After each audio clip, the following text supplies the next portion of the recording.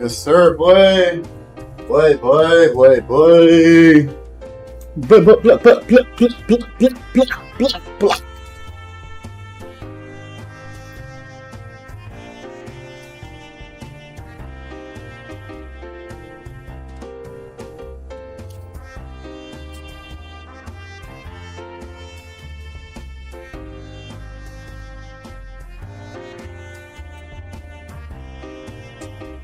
Yes, sir. Blocker, nigga.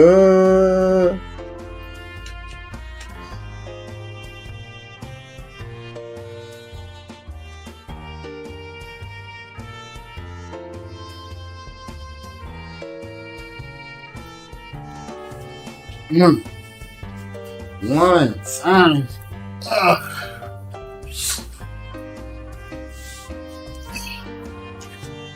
Woo! Violets, Evergarden. What? Damn, cuz. Let's get back on this motherfucker. Elden and shit, huh?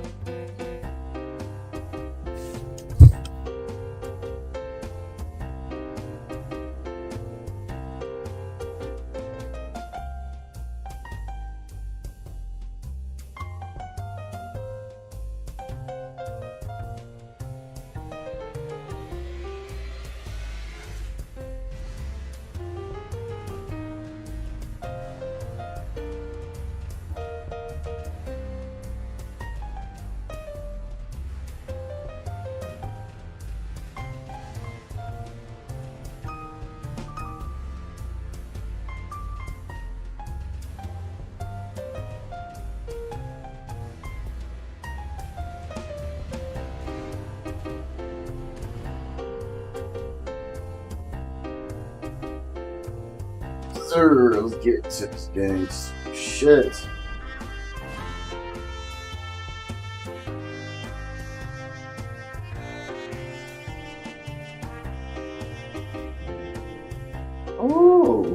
Oh, please, Jesus.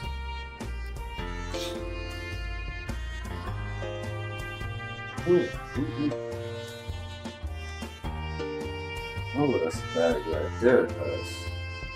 Jeez.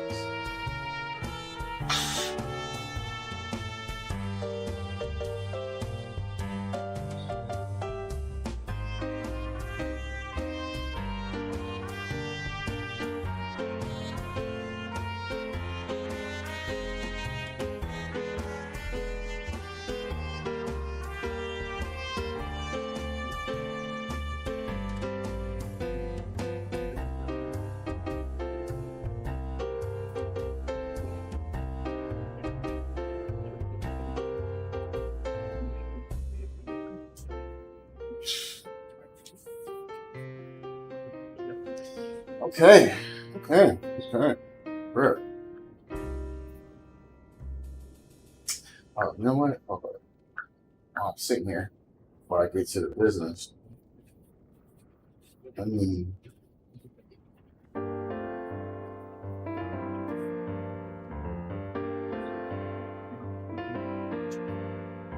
yeah, there it goes.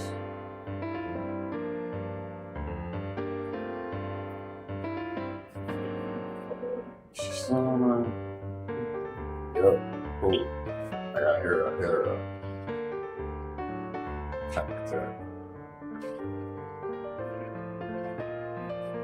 Hair guy.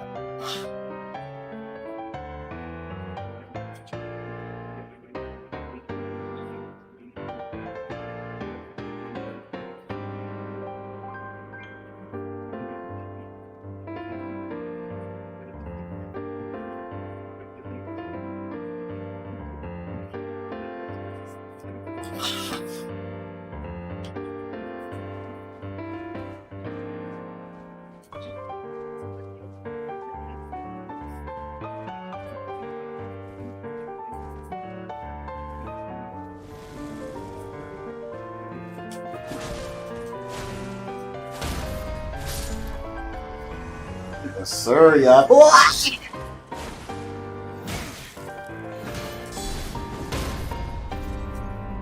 Get him, coach. Get him.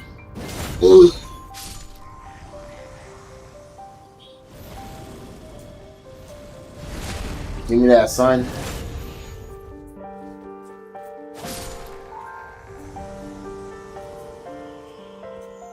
Nah, I gotta. Oh, shit.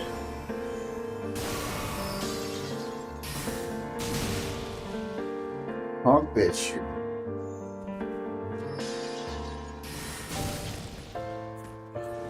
Bro, what the fuck?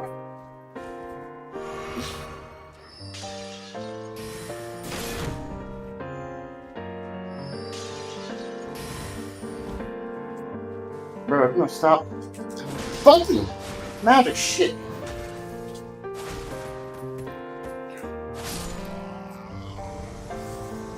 An ass.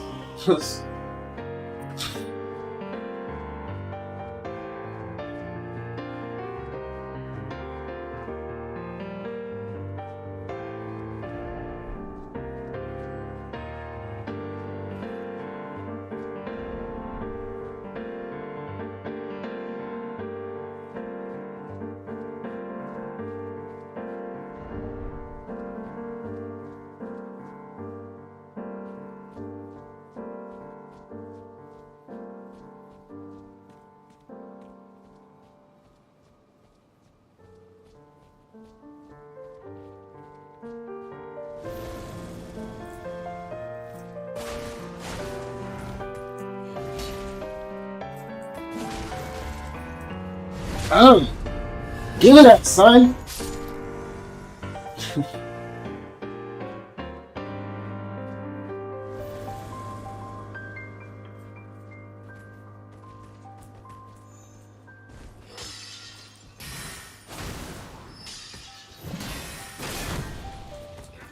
Whoa!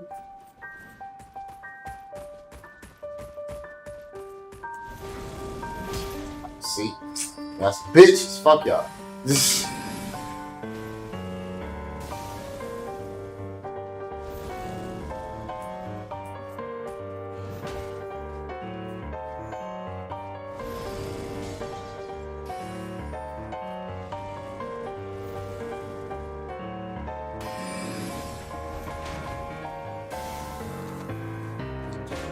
Nope.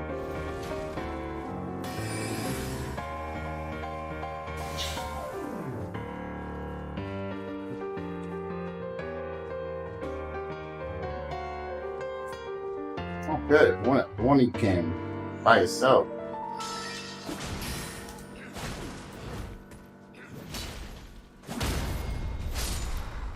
Bitch, nigga. Take that work. Alright. Who's next? Come on. Come on. That's right. That's right. That's right. Oh, shit.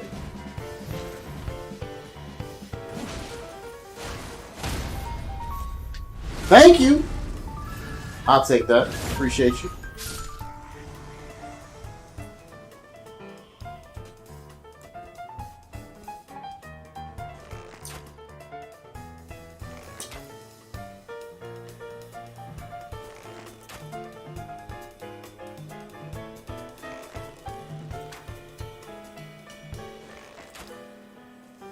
Come on, bitch, nigga. Bring your ass.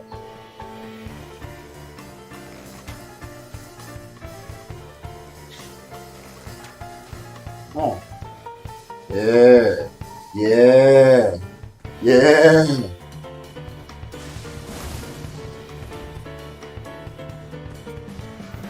Oh.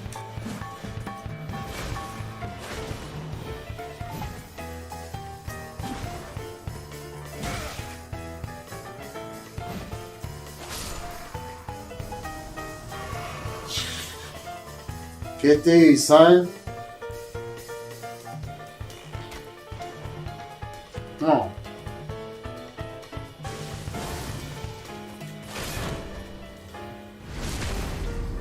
Appreciate you, kid. Appreciate you. Your donation. It's the cause. It's just.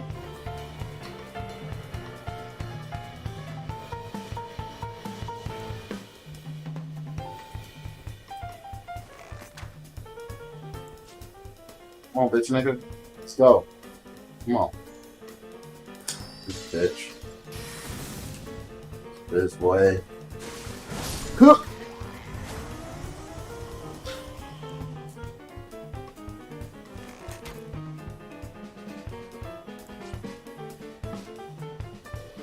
Come on, that's right, that's right, that's right.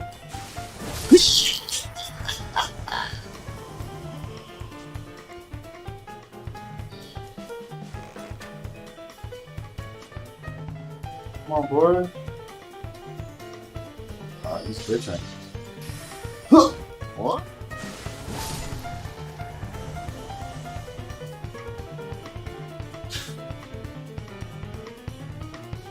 Ooh, boy. Well, I think I was gonna work you like that, huh? Come on.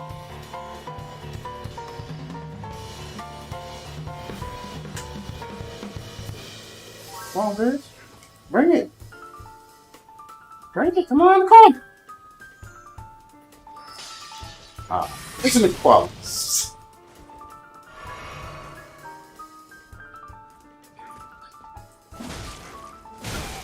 Ow. That hurt.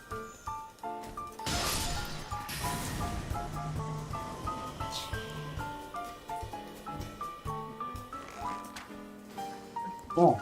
Bring your bitch ass. There you go. Come on. Yeah. Yeah. Come on. Come on. Come on, bro. Come on, bro. There you go.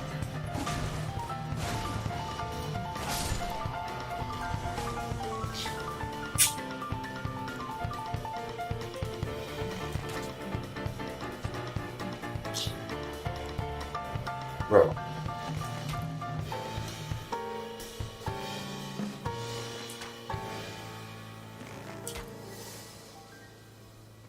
Nigga, bring it on, man. Come on.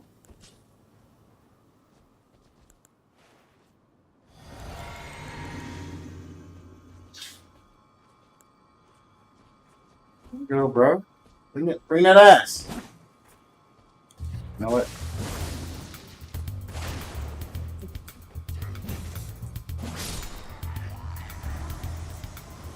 Come on. Bitch nigga qualities.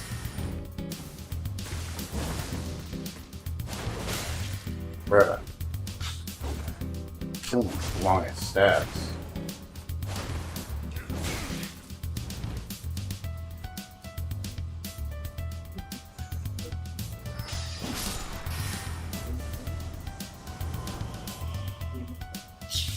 Man, I appreciate y'all, man. I really do.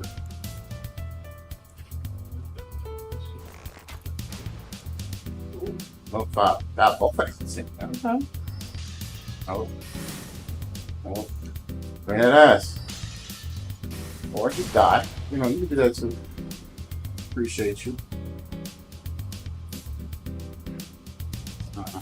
Get this one.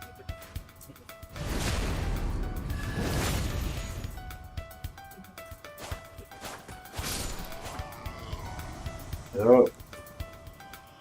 Oh. Come on. Let's go. Fast. Bruh. Oh, shit.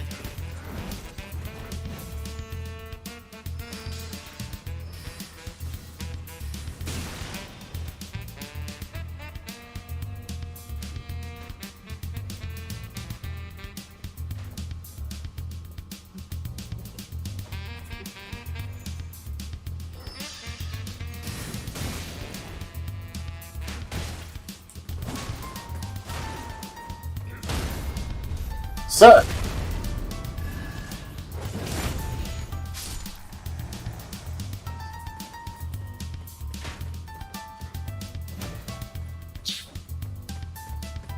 I see y'all trying to surround it, boy. Well, nope. None of that.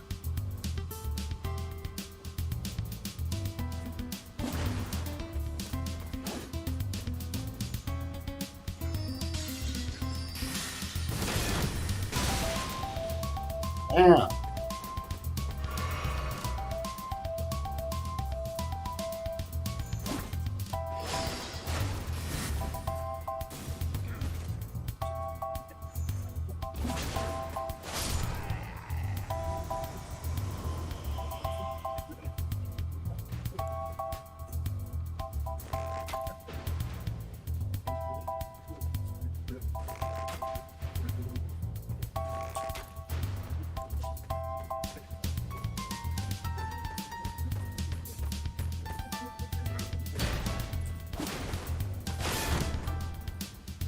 Sir! Sir!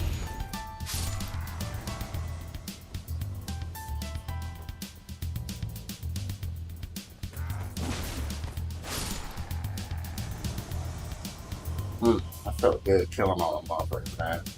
Jesus.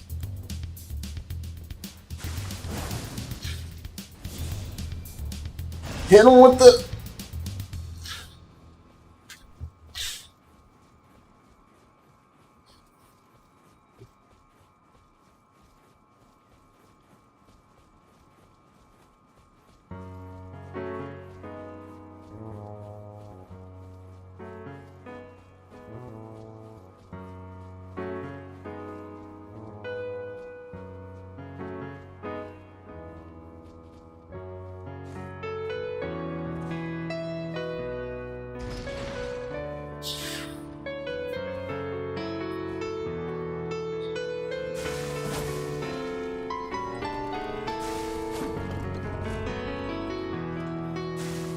I like him to do Blood Slash, even when I don't have FP.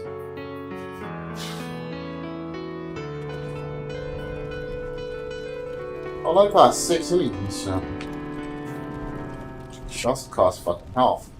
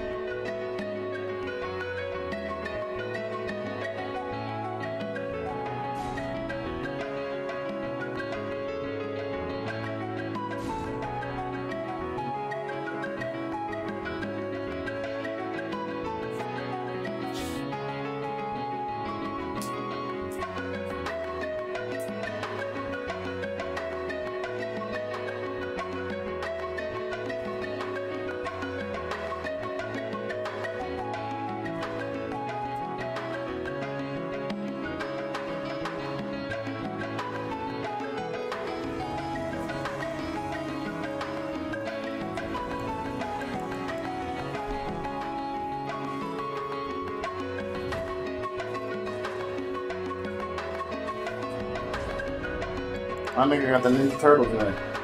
That's what's up.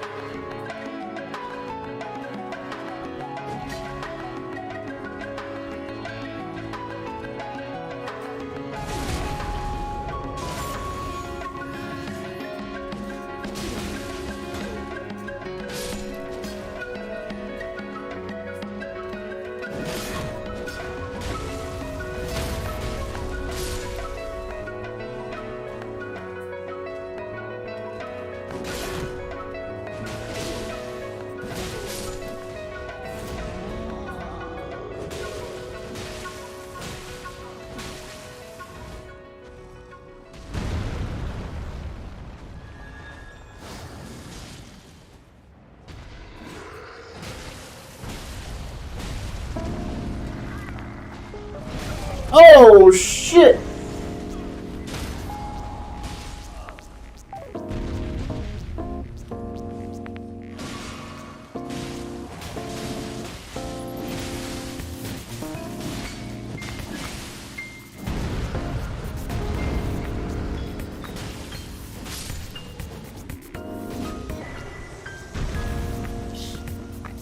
Troll Knight sword. Oh shit. Yo boy got a colossal sword.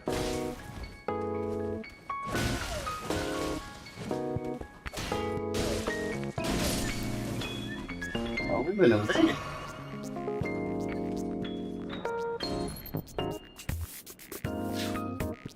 Where's the fucking invader?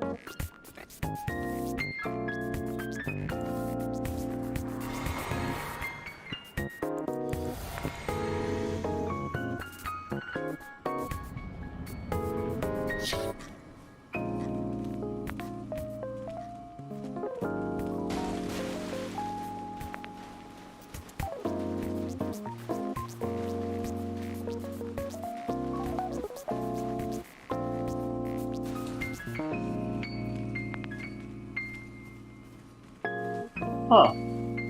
I was wondering why I was able to summon. That's kind of weird.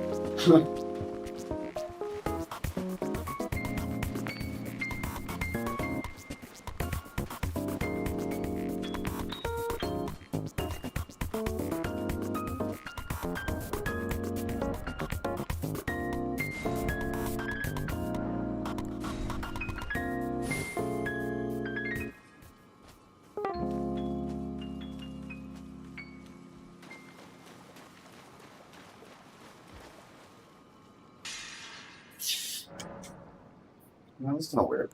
Thanks for helping out, though, brother. Appreciate y'all. Oh man, got a new fucking sword. Holy shit.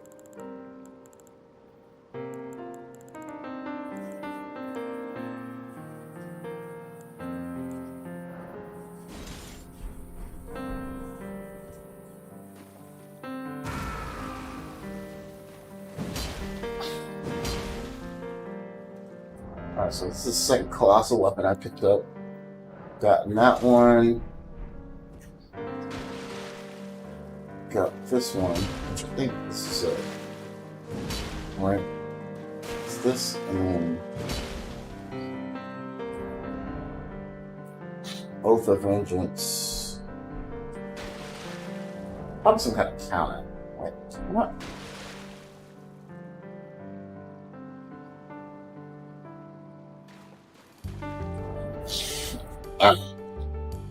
So let's see.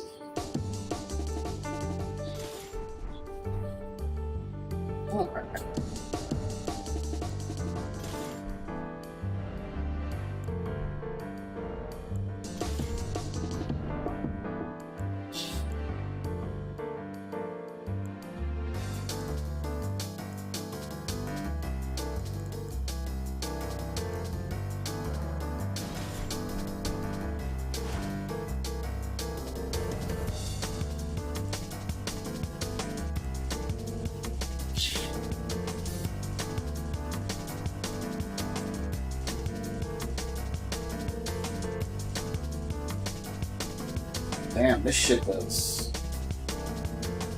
physical magic and fire. Bro, this is a really good sword. If I had the right intelligence and faith, holy crap.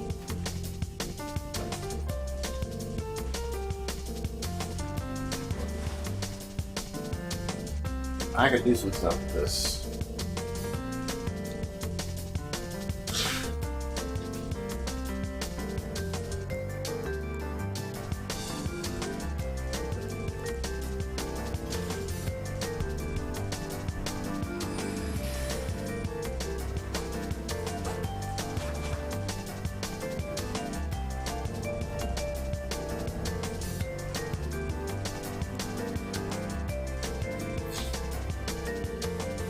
How does this not do magic damage? What?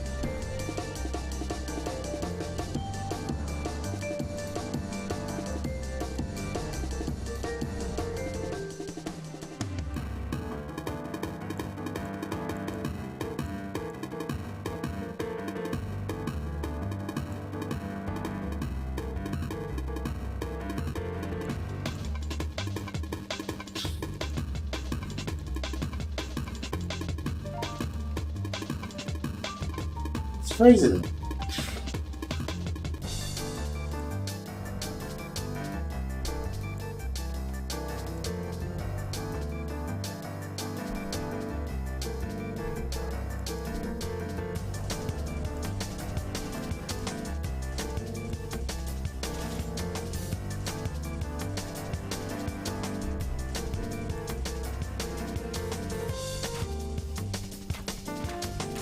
Oh wow.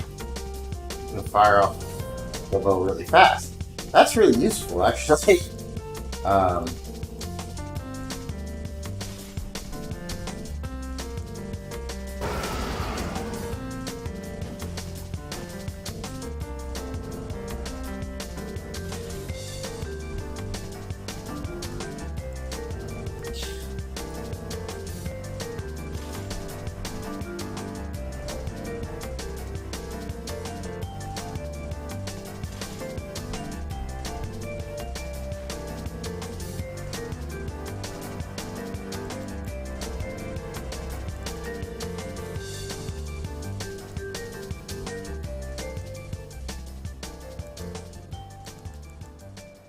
Let me get something to do fire damage on this flame mace. It's gonna be on, bro.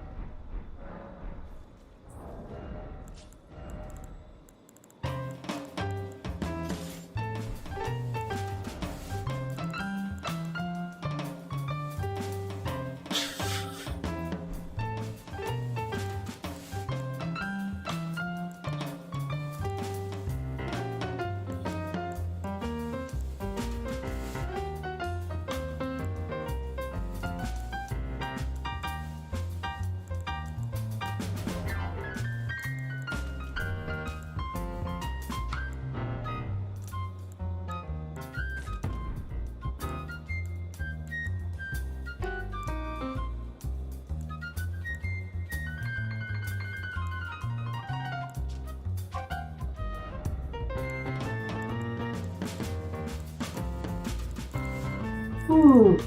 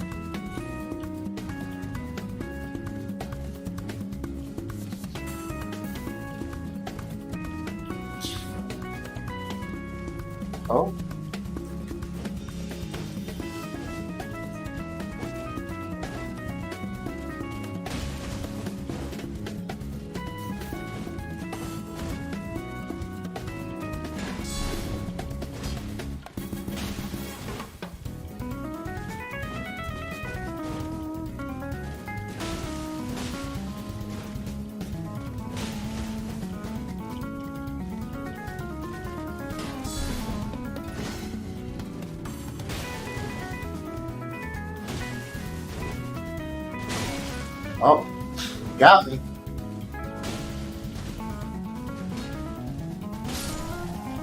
But I got you first.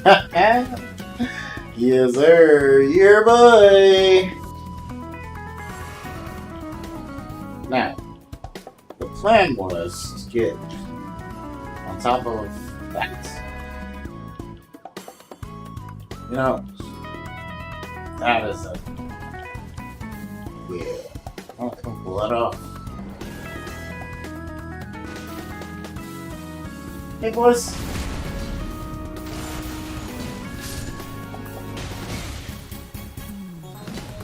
Nope. Sorry, man. Make the good work. You had to get that work. Okay?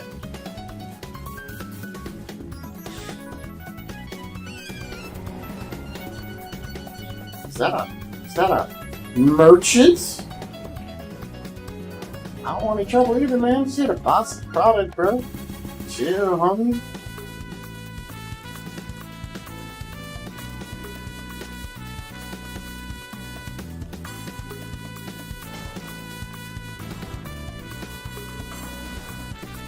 Just here to buy your shield, son.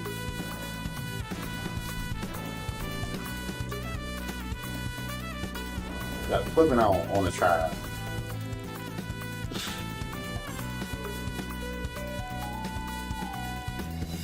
That's not bad. Looking at the various metal shields, tight shields here, and it seemed the basic kind of shield is basically the one I want the most. I like the brown shield, it's just funny, man. It has magic. All that magic, but not to mention the garbage. I'm big on that. I might just wait. Increase. Fuck it. Only a few fucking extra pounds.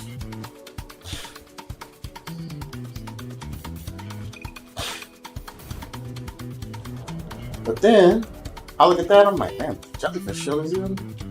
Well, it's a little bit higher.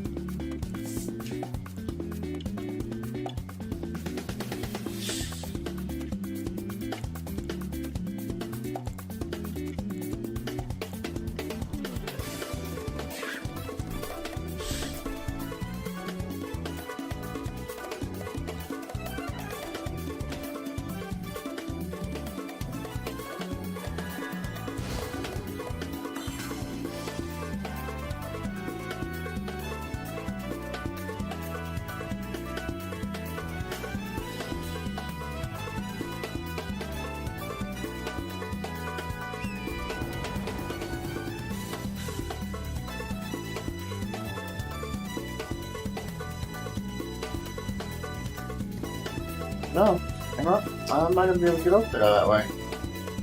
Okay.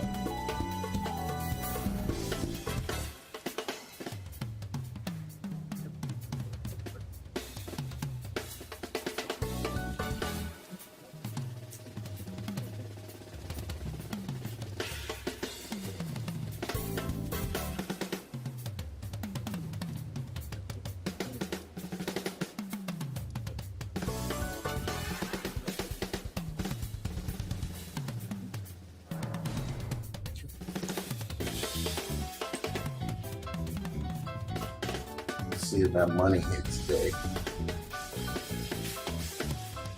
Or it's gonna hit tomorrow.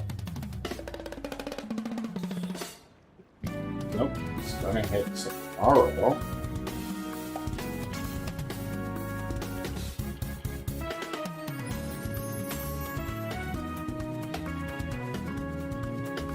Alright, let's see.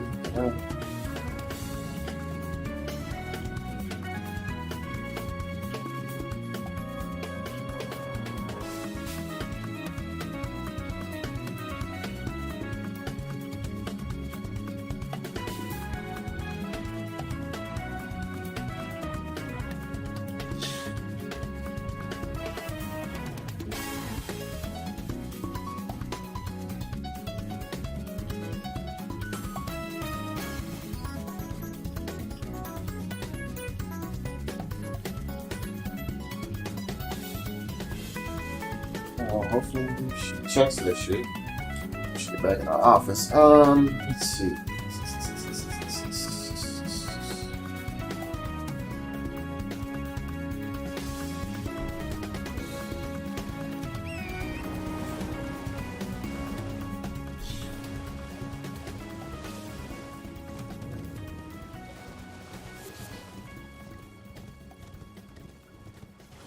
Oh shit.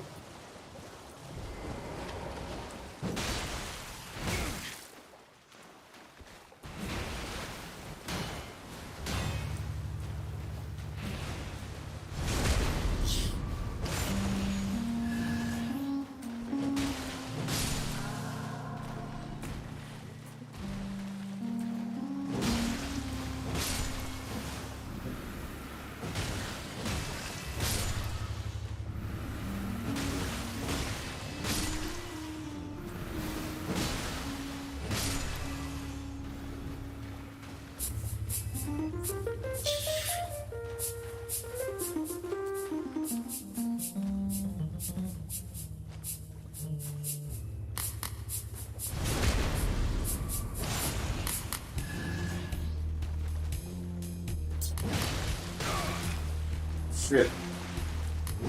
Sir.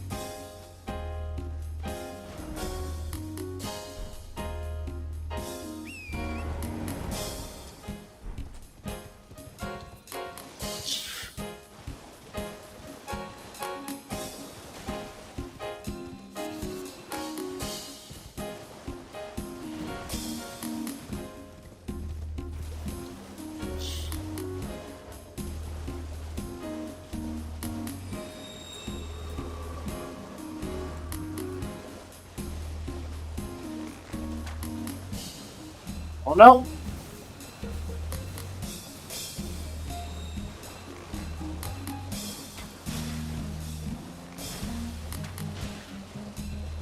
Ouch!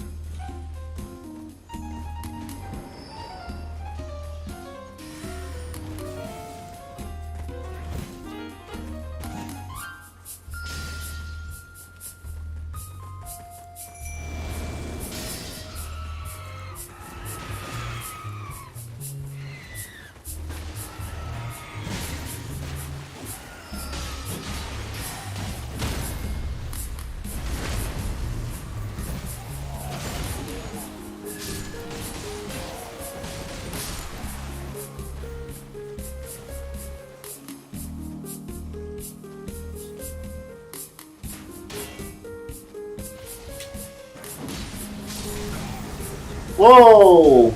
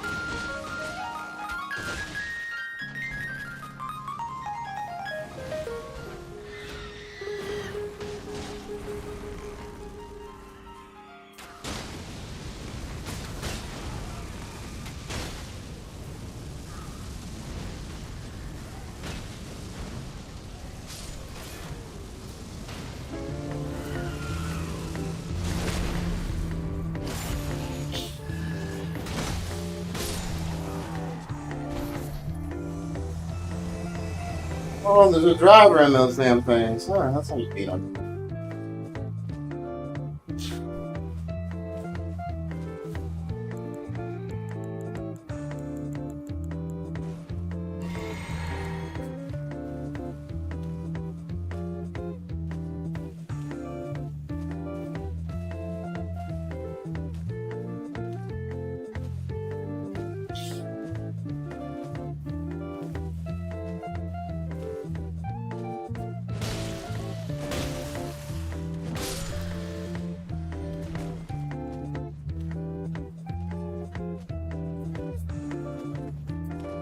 Oh, bitch.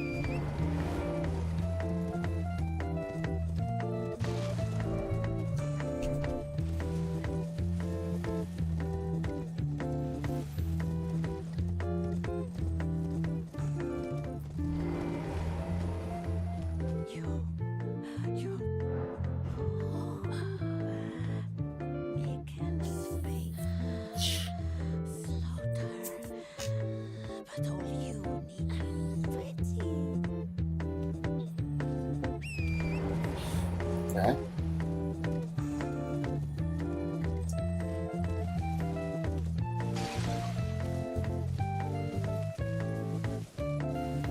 That's definitely a thing.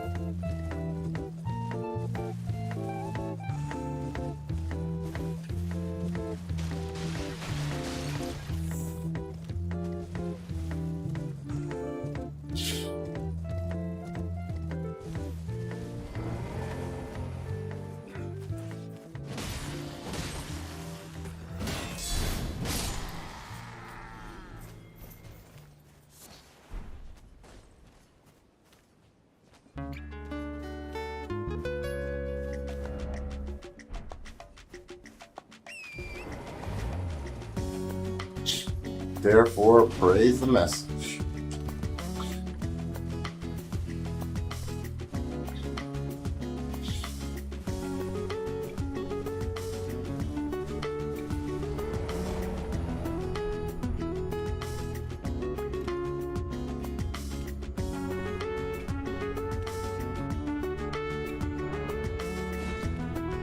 Damn it. I need a glowstone key. Oh. That was fun romping through there. Okay, there. Let's see. Is that?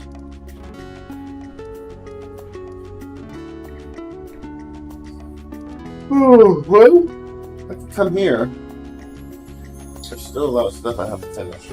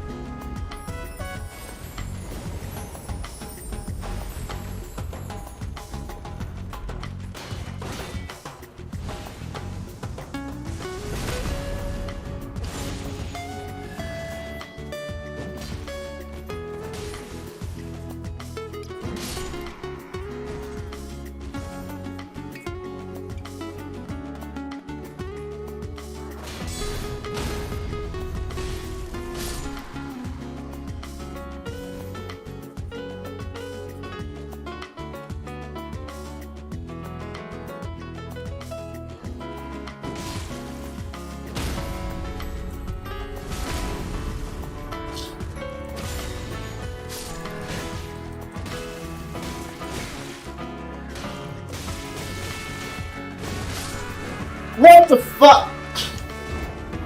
Wow. Okay.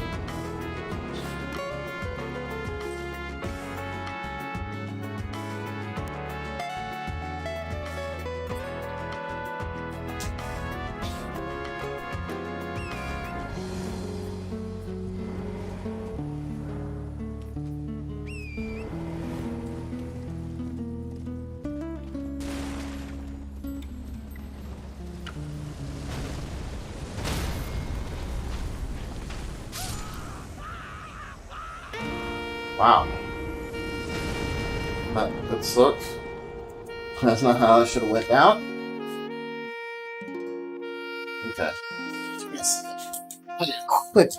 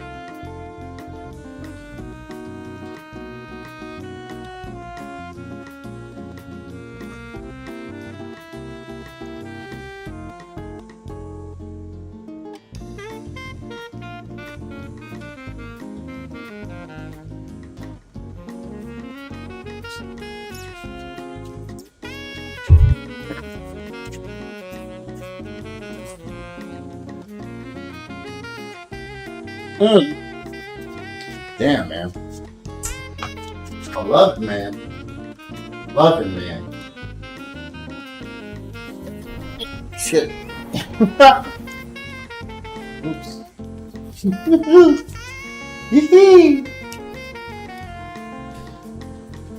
Alright.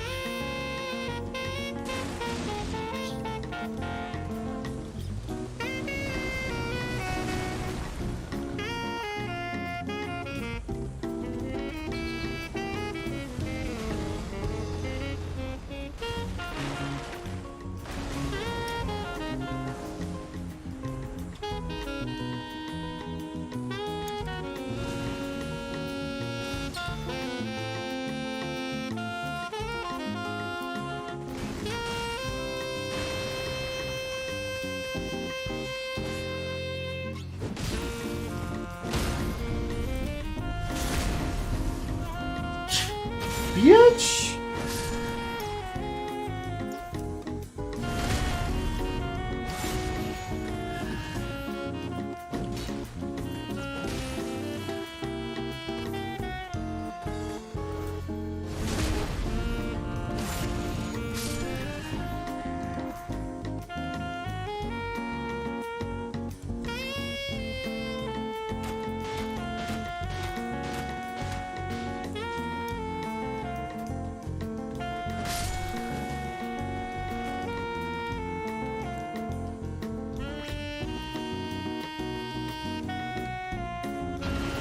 Oh, shit!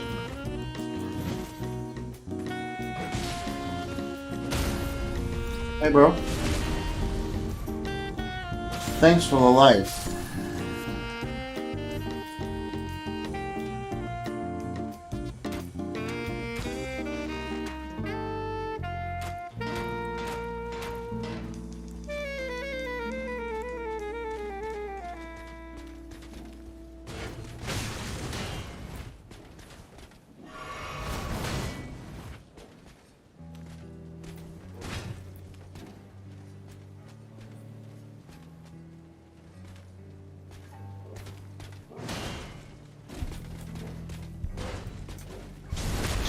No, sir.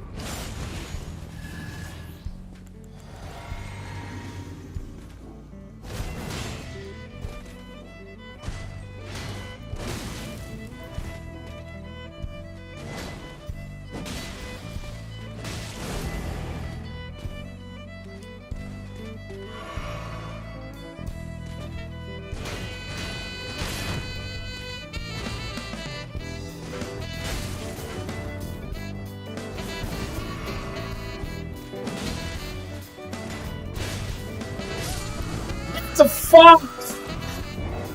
Ah. Right.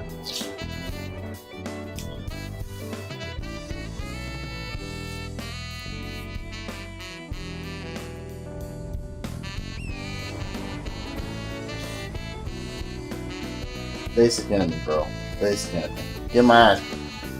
Some bullshit.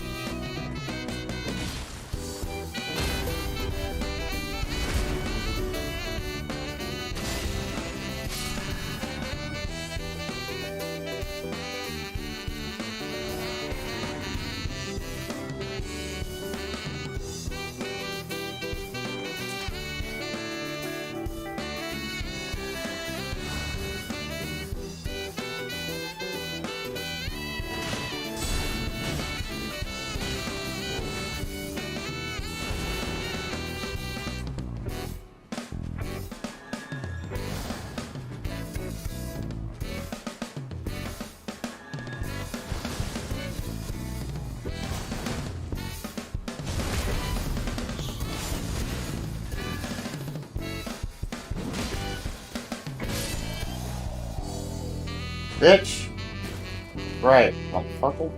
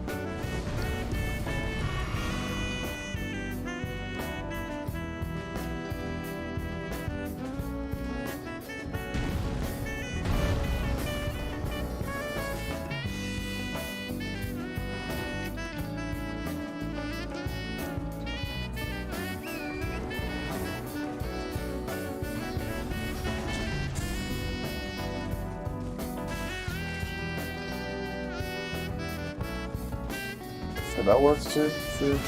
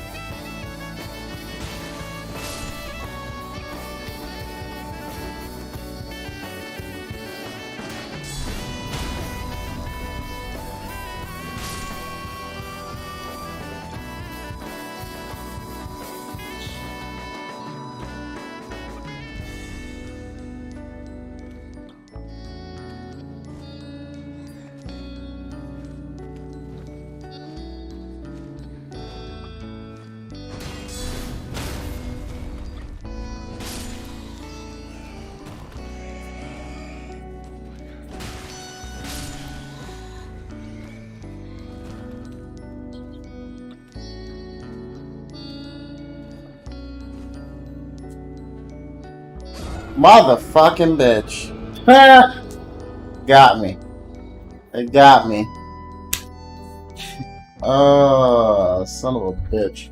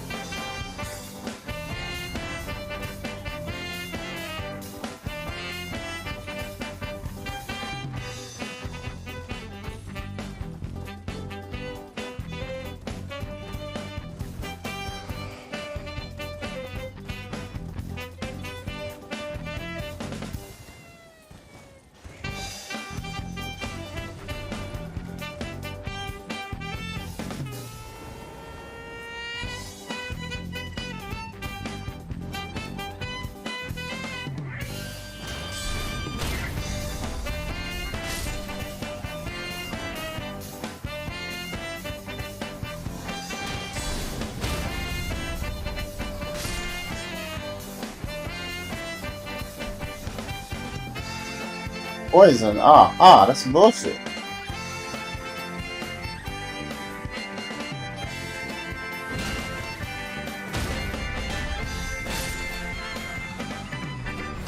Oh.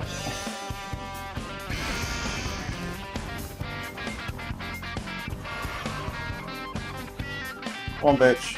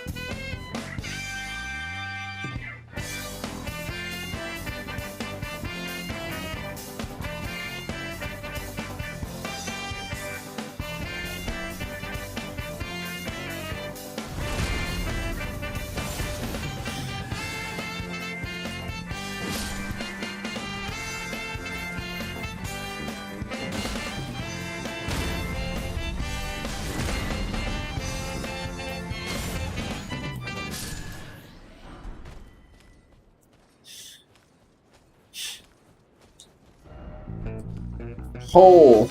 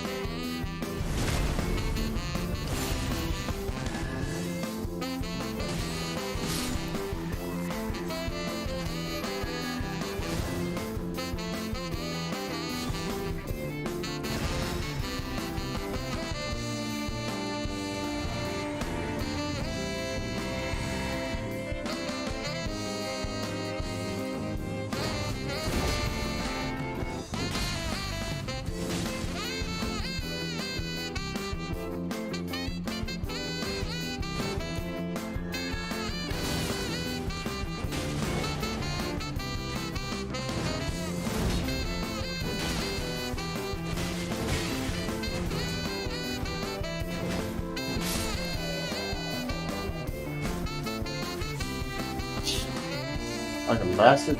Alright.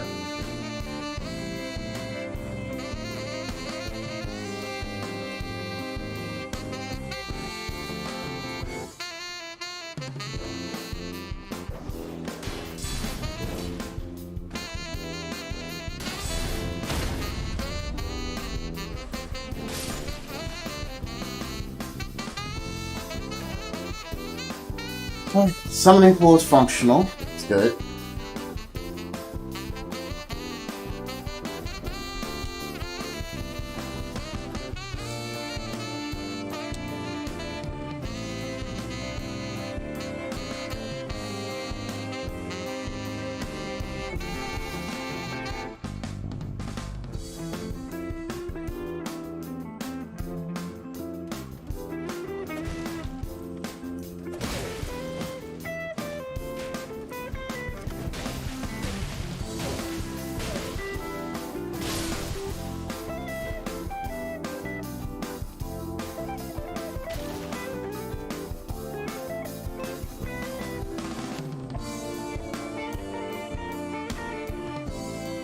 Okay. Fuck that. Don't want to fight those guys right now.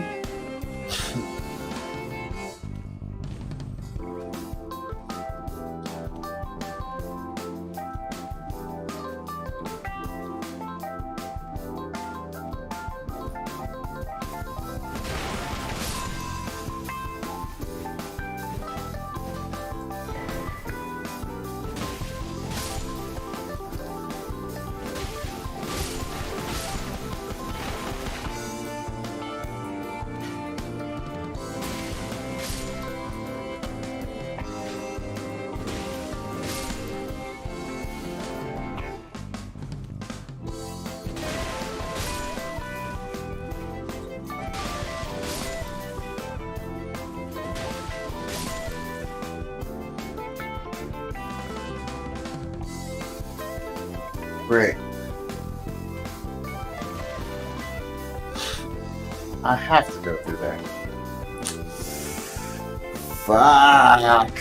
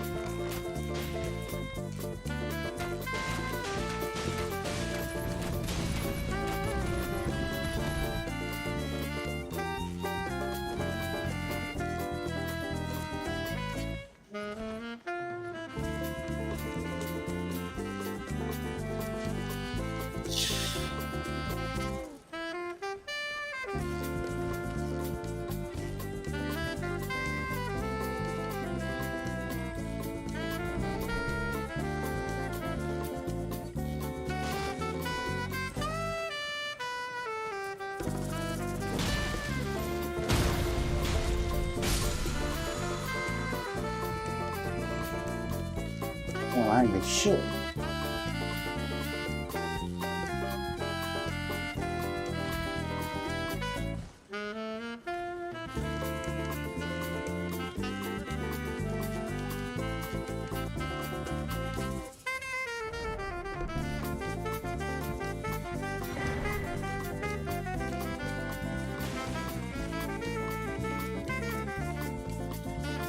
Well.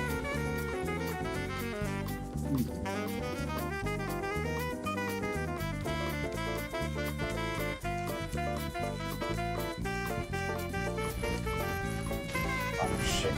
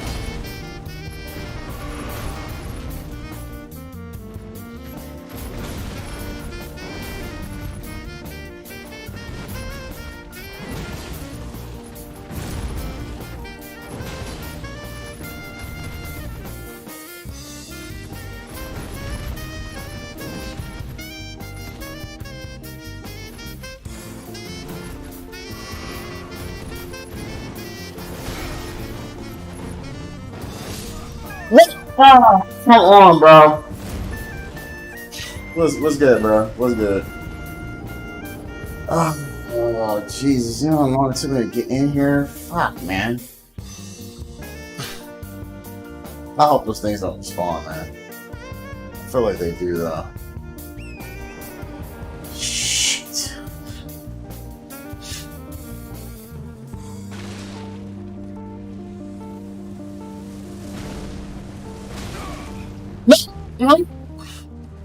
Oh.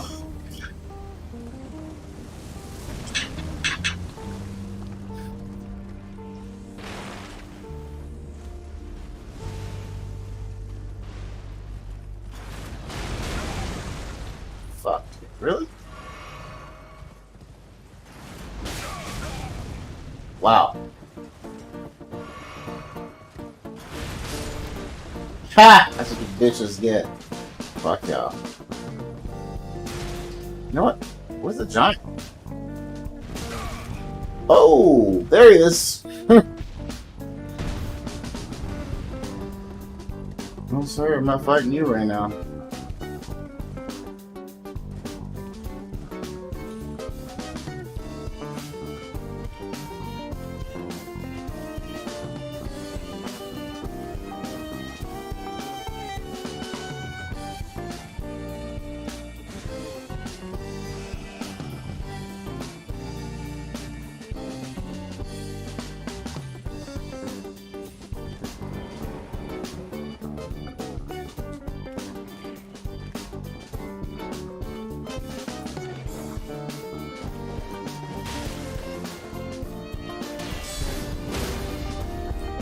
Fuck out my face.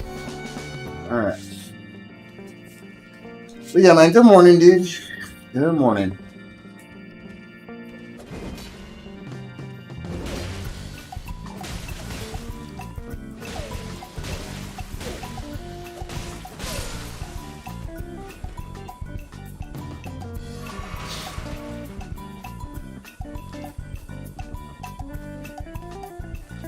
Oh, goody. They don't respawn. Good shit.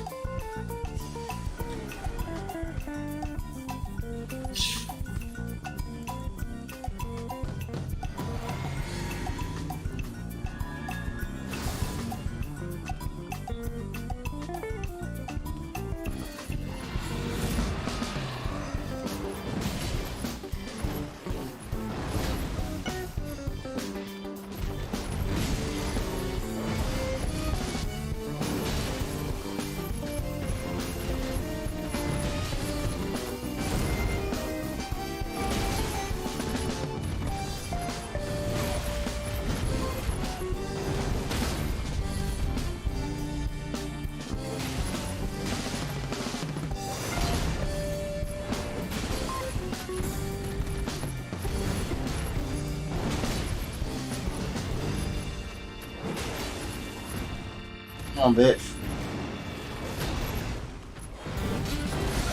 Ah!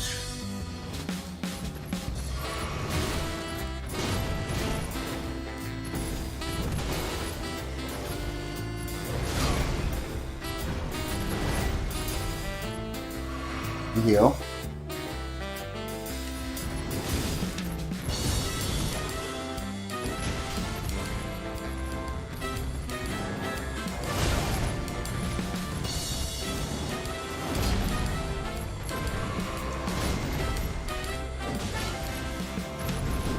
Fuck you! Fucking bastard.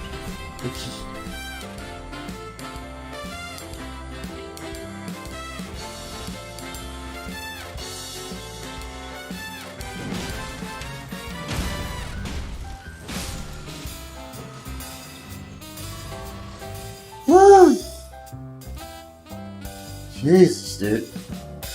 Fuck those things, man. Anyway.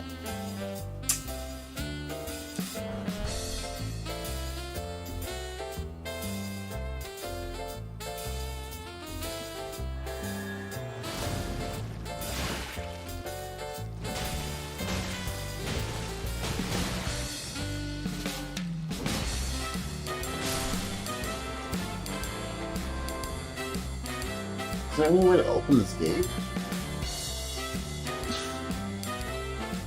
Oh, guess not.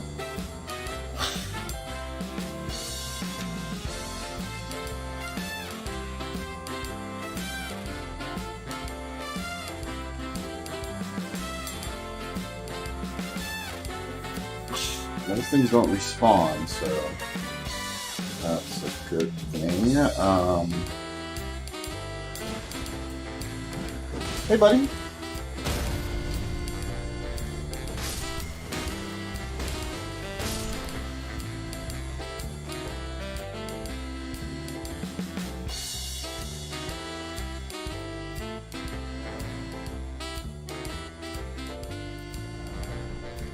Race ahead. Okay, it's good to know.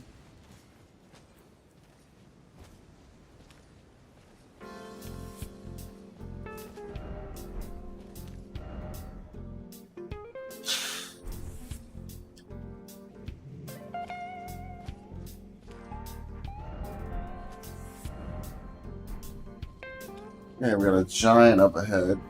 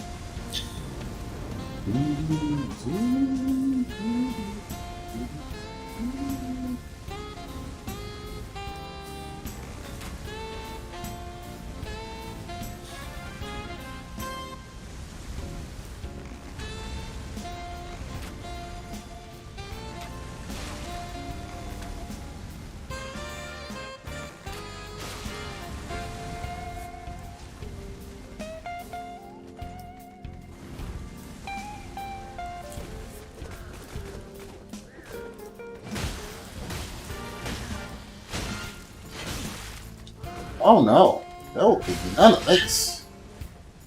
Hell no, y'all think this work. Fuck out of here.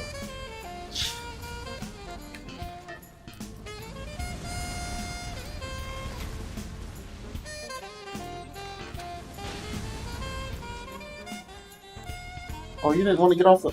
Okay.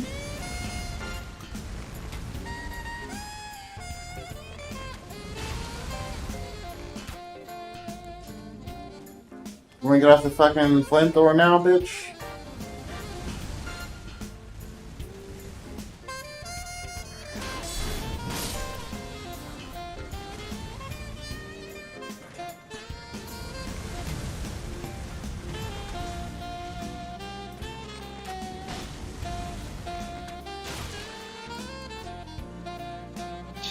You wanna get off the flamethrower now? Thank you.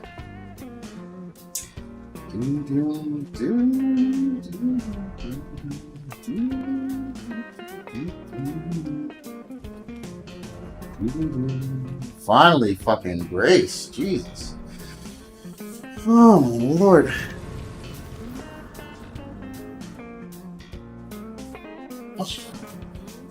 The work that had to be put in.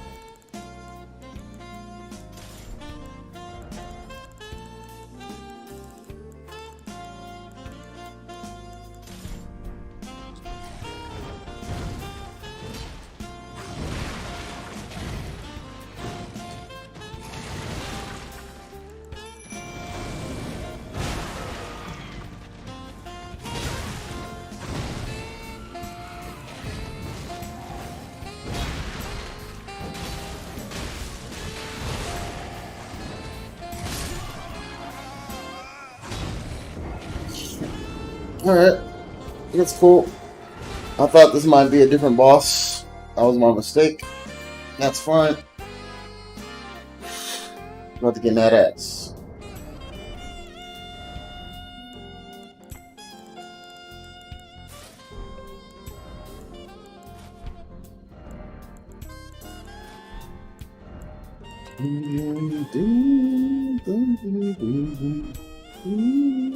Actually, I'm gonna try some multiplayer. Let me see if I can get some assistance.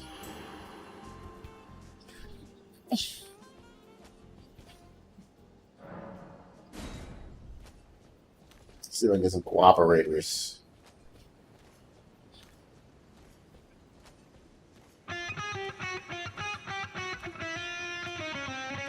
Just the one? I mean, this place is a pain in the ass, so. Big homie!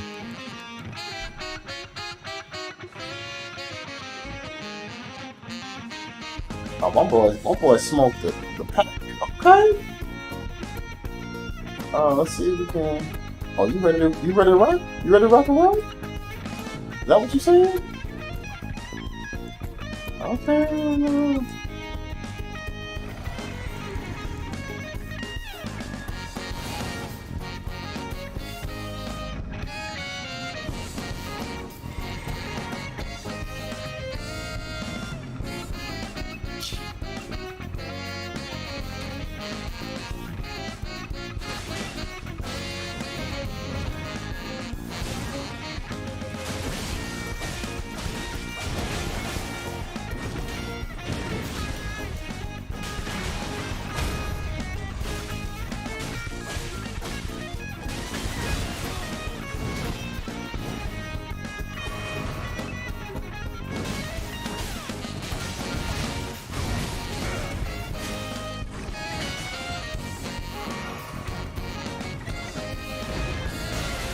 What?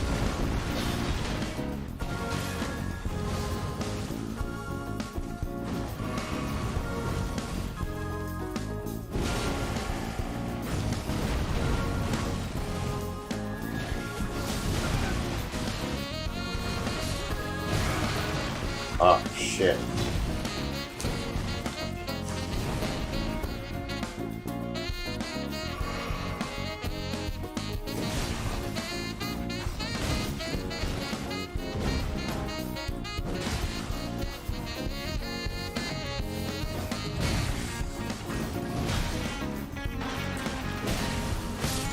Bruh!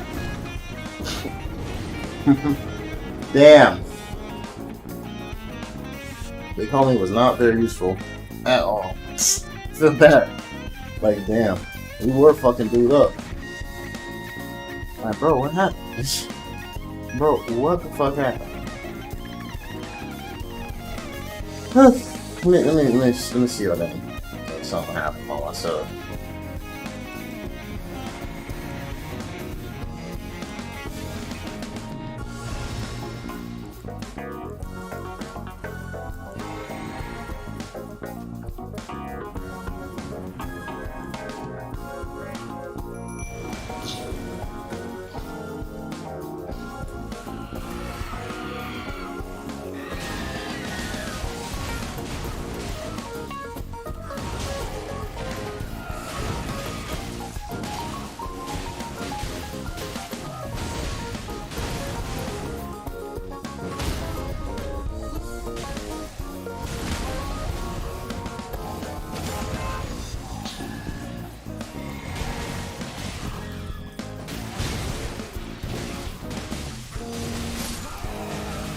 Jesus, dude.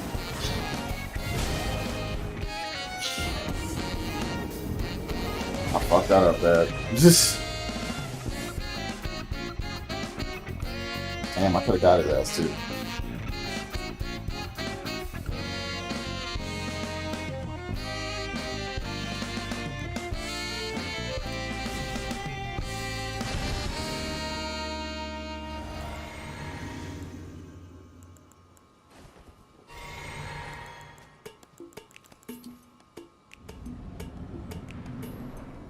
No, he didn't one-shot me.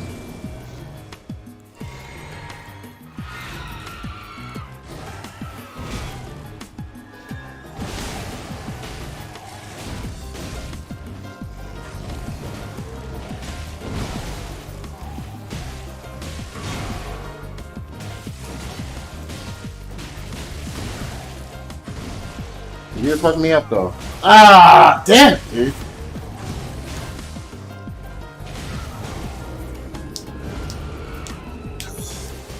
Damn, man.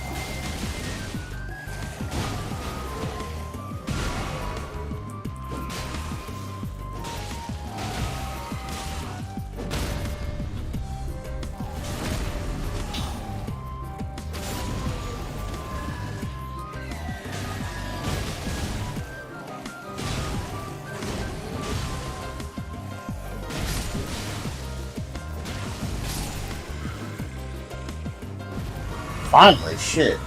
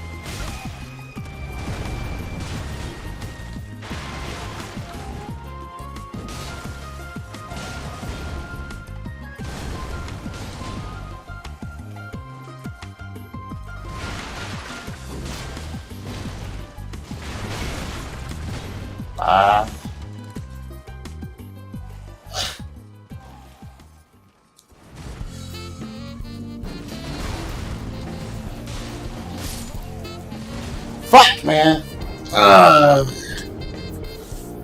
The Misguided Warrior isn't a problem. Crucible Knights give me trouble, man. They have like a million poise, dude. Like if I had magic, they probably wouldn't be as much of a problem, but so I need some actual CPU help, bro, or fucking person help, characters, players. Come on, man.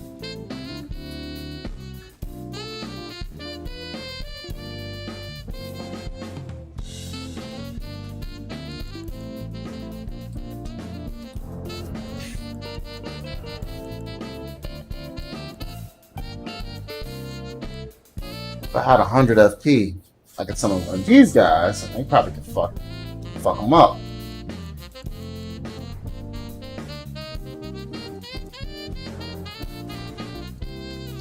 Come on, bro. Multiplayer's just so damn unreliable, man.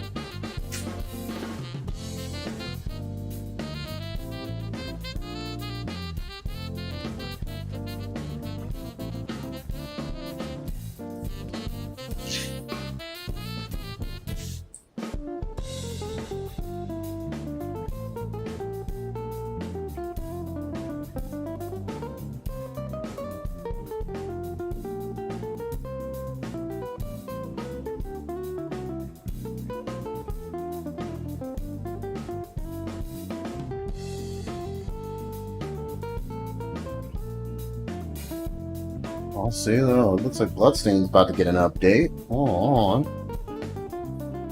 Oh shit, we get a new character. Fuck yeah, bro. New playable character in Bloodstained. Watch this trailer.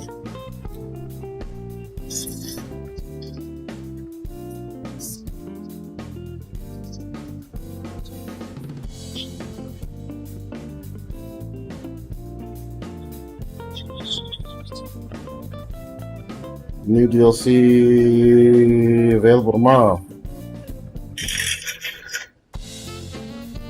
Okay, it's totally Maria. It's totally Maria. She's from the RPG Child of Light. Nice.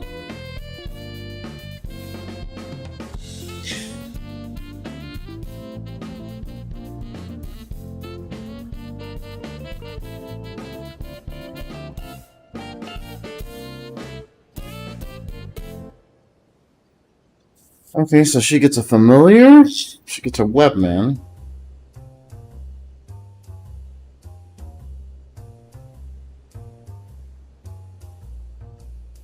That's dope. Alright, man, let's see,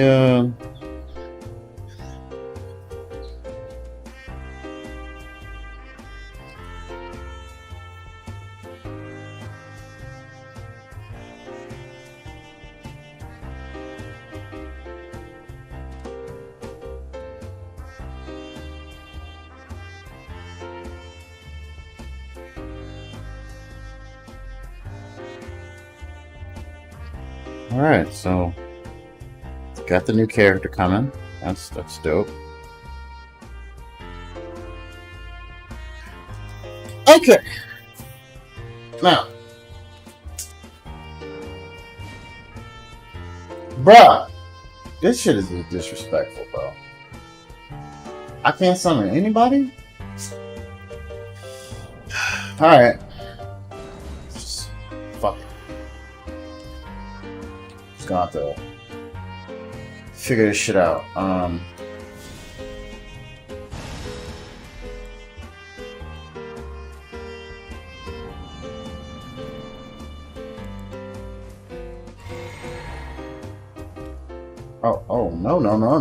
no.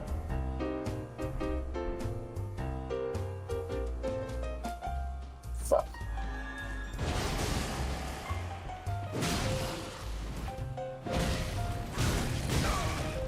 Jesus, this motherfucker is strong, dude.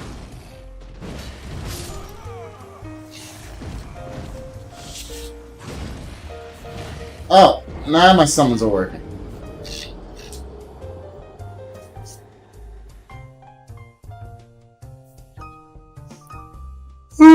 Oh, man. This is rough, man. I just want to beat the boss. That's all I'm trying.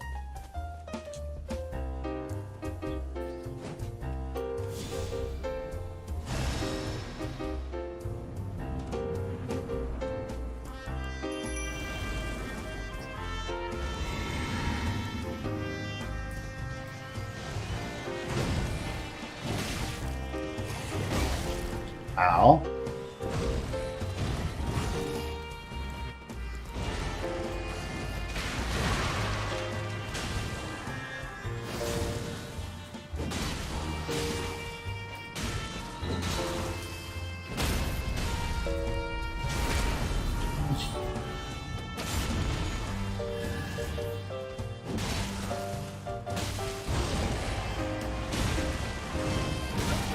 Ow.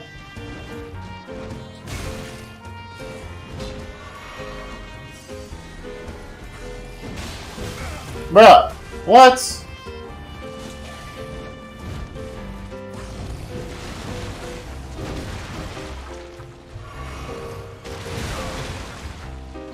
Can you, thank you?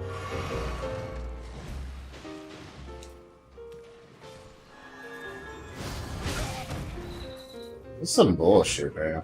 These double bosses, fucking assholes.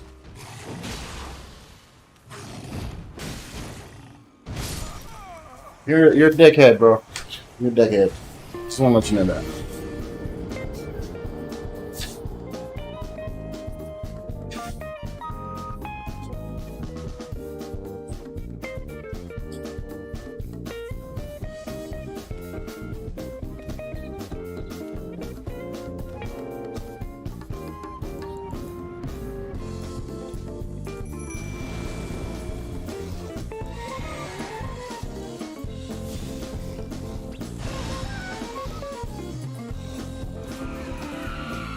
Come on, bitch. Bring it on.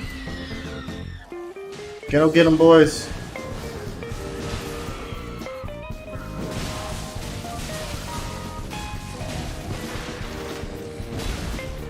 Ow.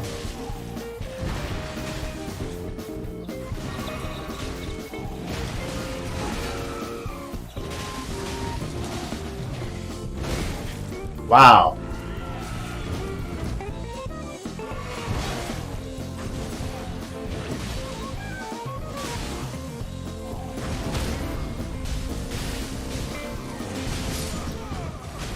Fuck the Crucible Knight.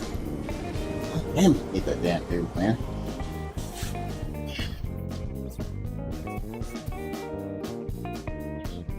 This is ridiculous, bro. Oh, yeah, we can get this, bro. It's not that damn hard.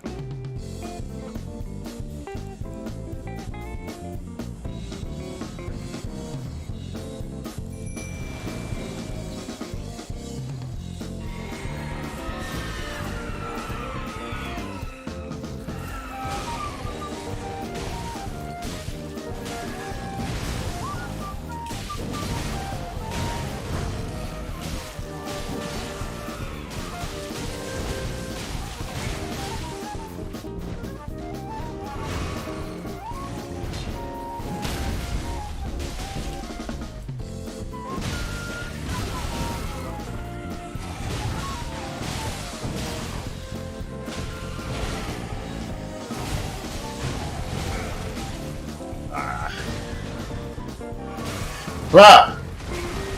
Bruh! Come on!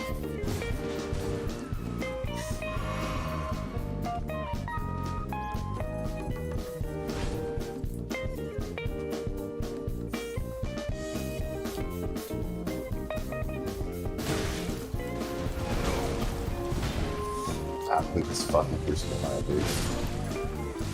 Hate him so much, dude. Fuck. Motherfucker shows up and fuck the whole fight up.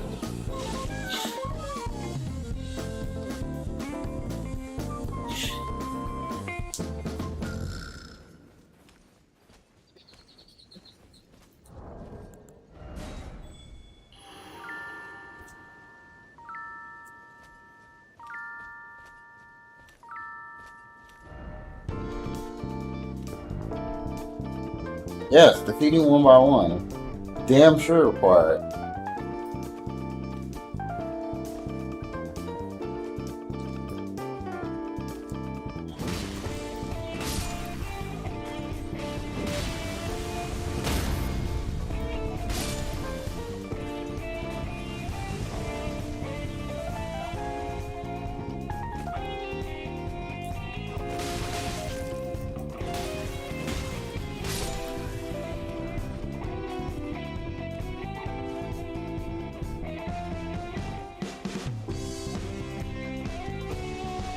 Oh.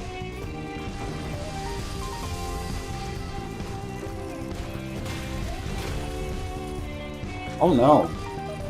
Oh no, children. Mm-mm.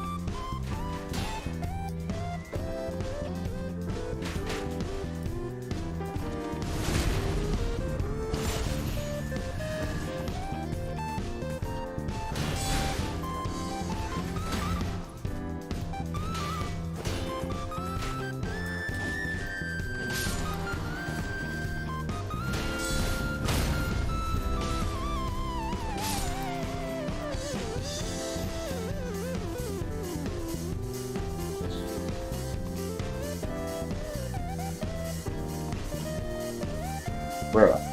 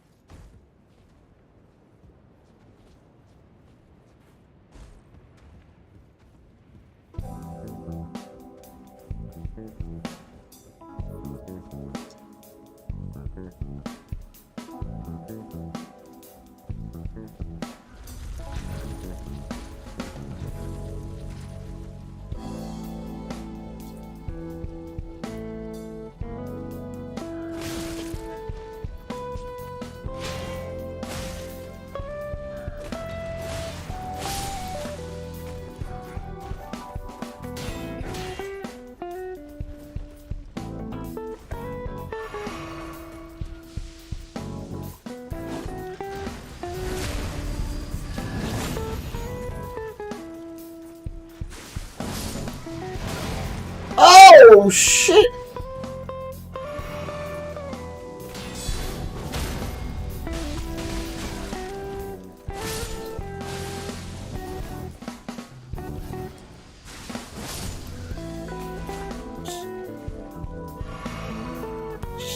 Wow.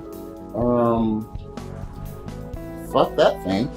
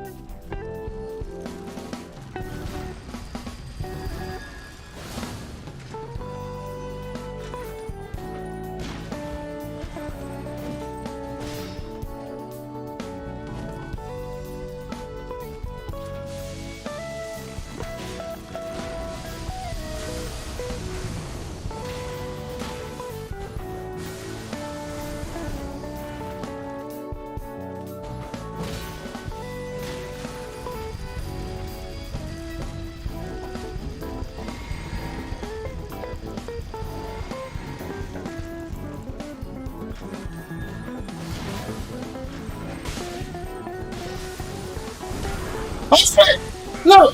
No! No!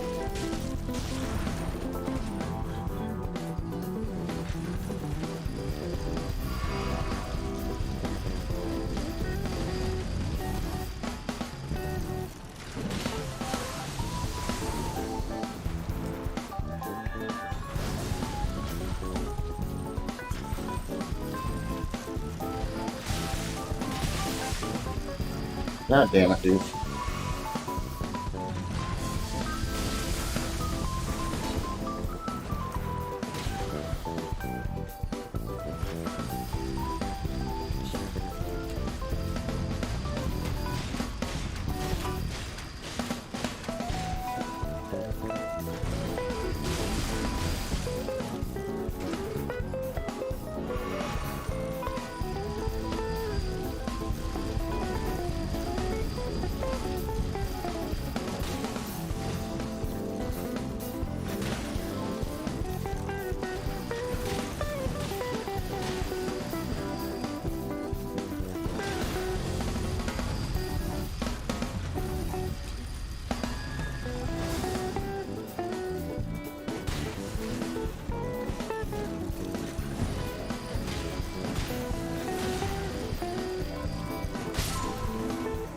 Fucking dying piece of shit.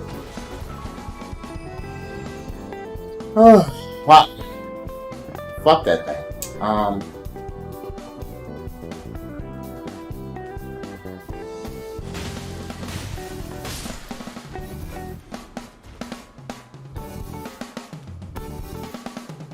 Yeah. I will cheese anything, bro. I will cheese any and everything in a fucking game like this. Fuck the bullshit.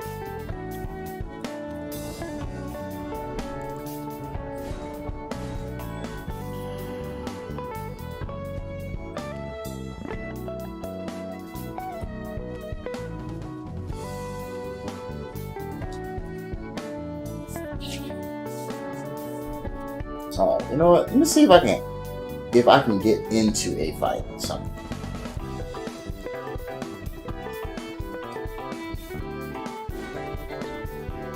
Let's see what someone's on.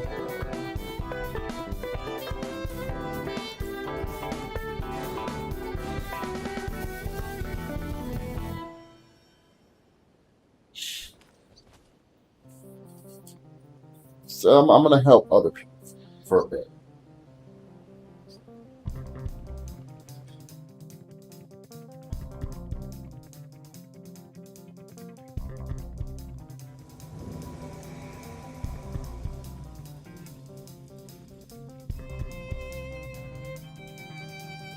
Okay, cool.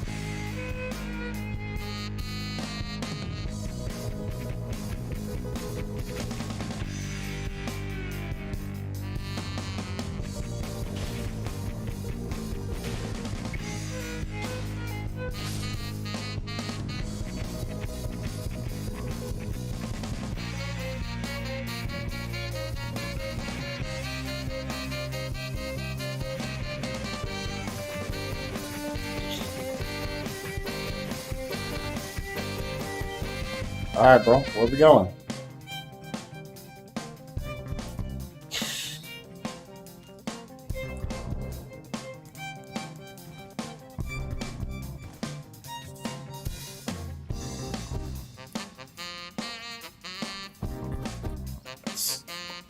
See if they got a mic, so let me mic up real quick.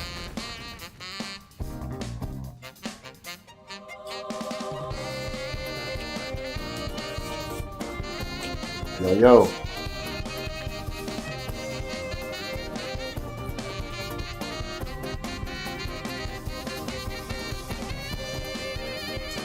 Oh, I see. Oh, this is okay.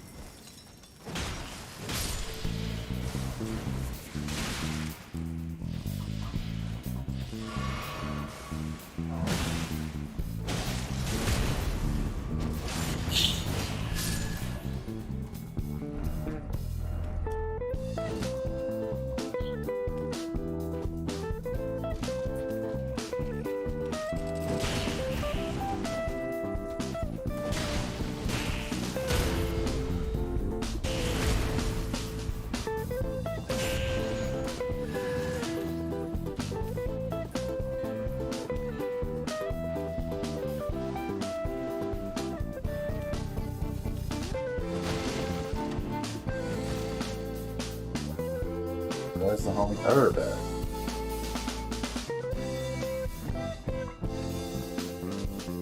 Hey, bro. Come on, open his chest.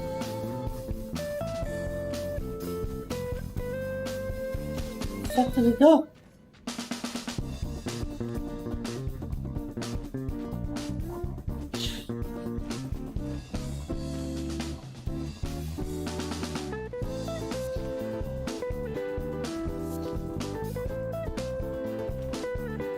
Where the fuck did he go?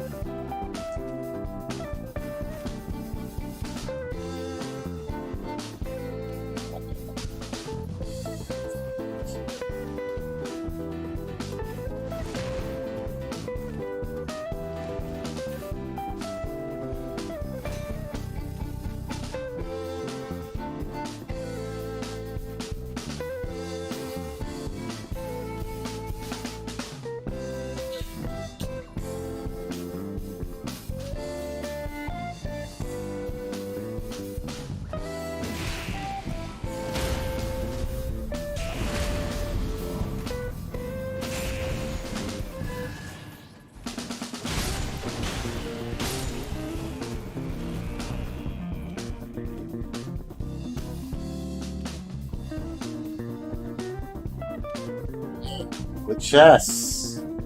The chest. My boy. Open this book.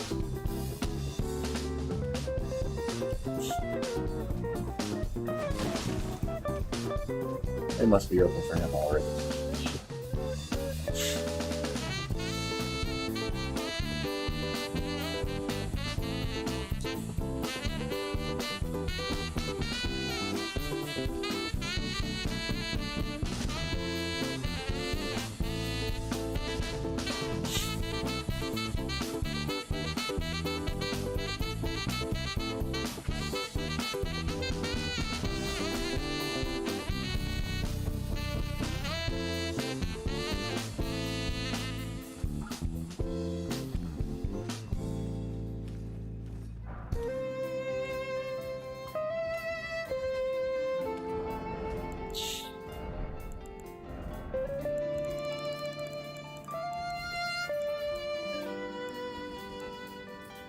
Stone digger sword. Oh, hello, stone digger sword. Yeah, a magic type as well.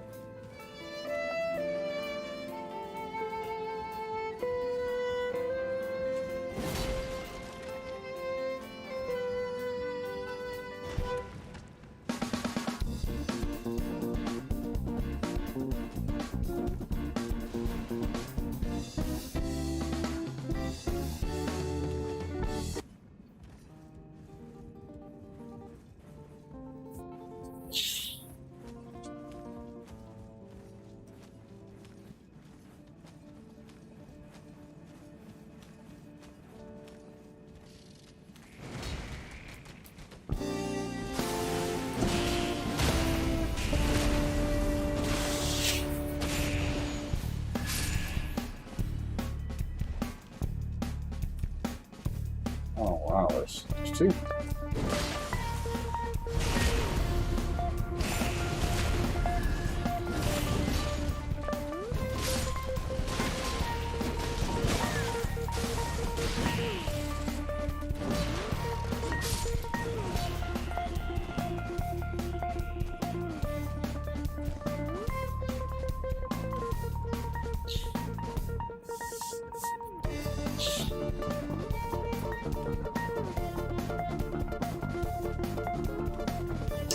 Last time, huh?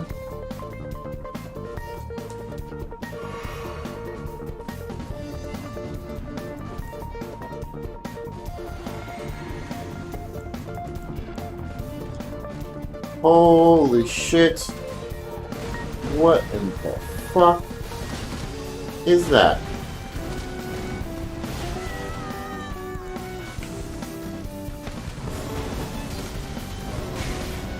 Wow. Ah!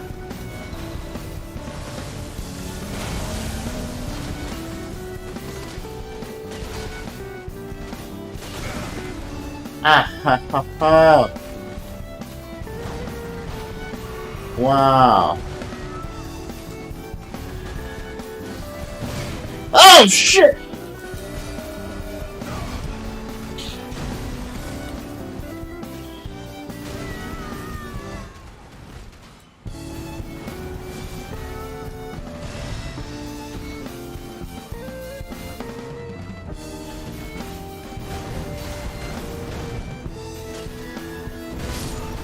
Well, I'm dead. Wow. That thing is strong.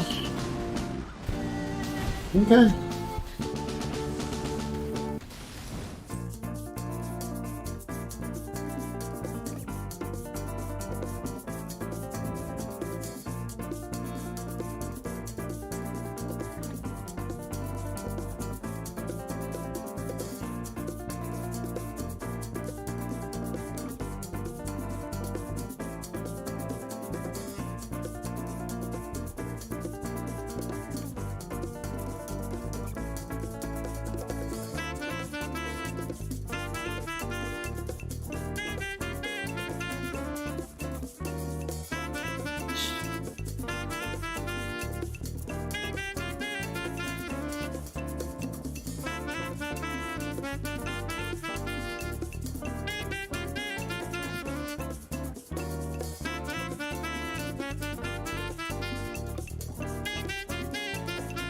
That boss is kind of crazy. That boss is kind of crazy.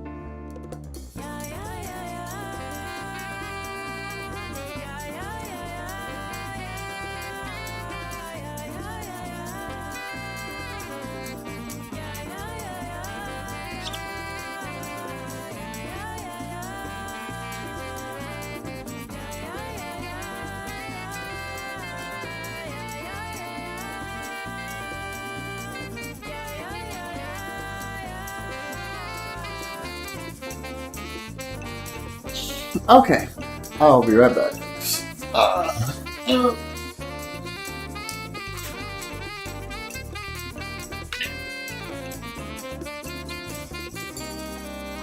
Whew. Intermission time, baby. Intermission time.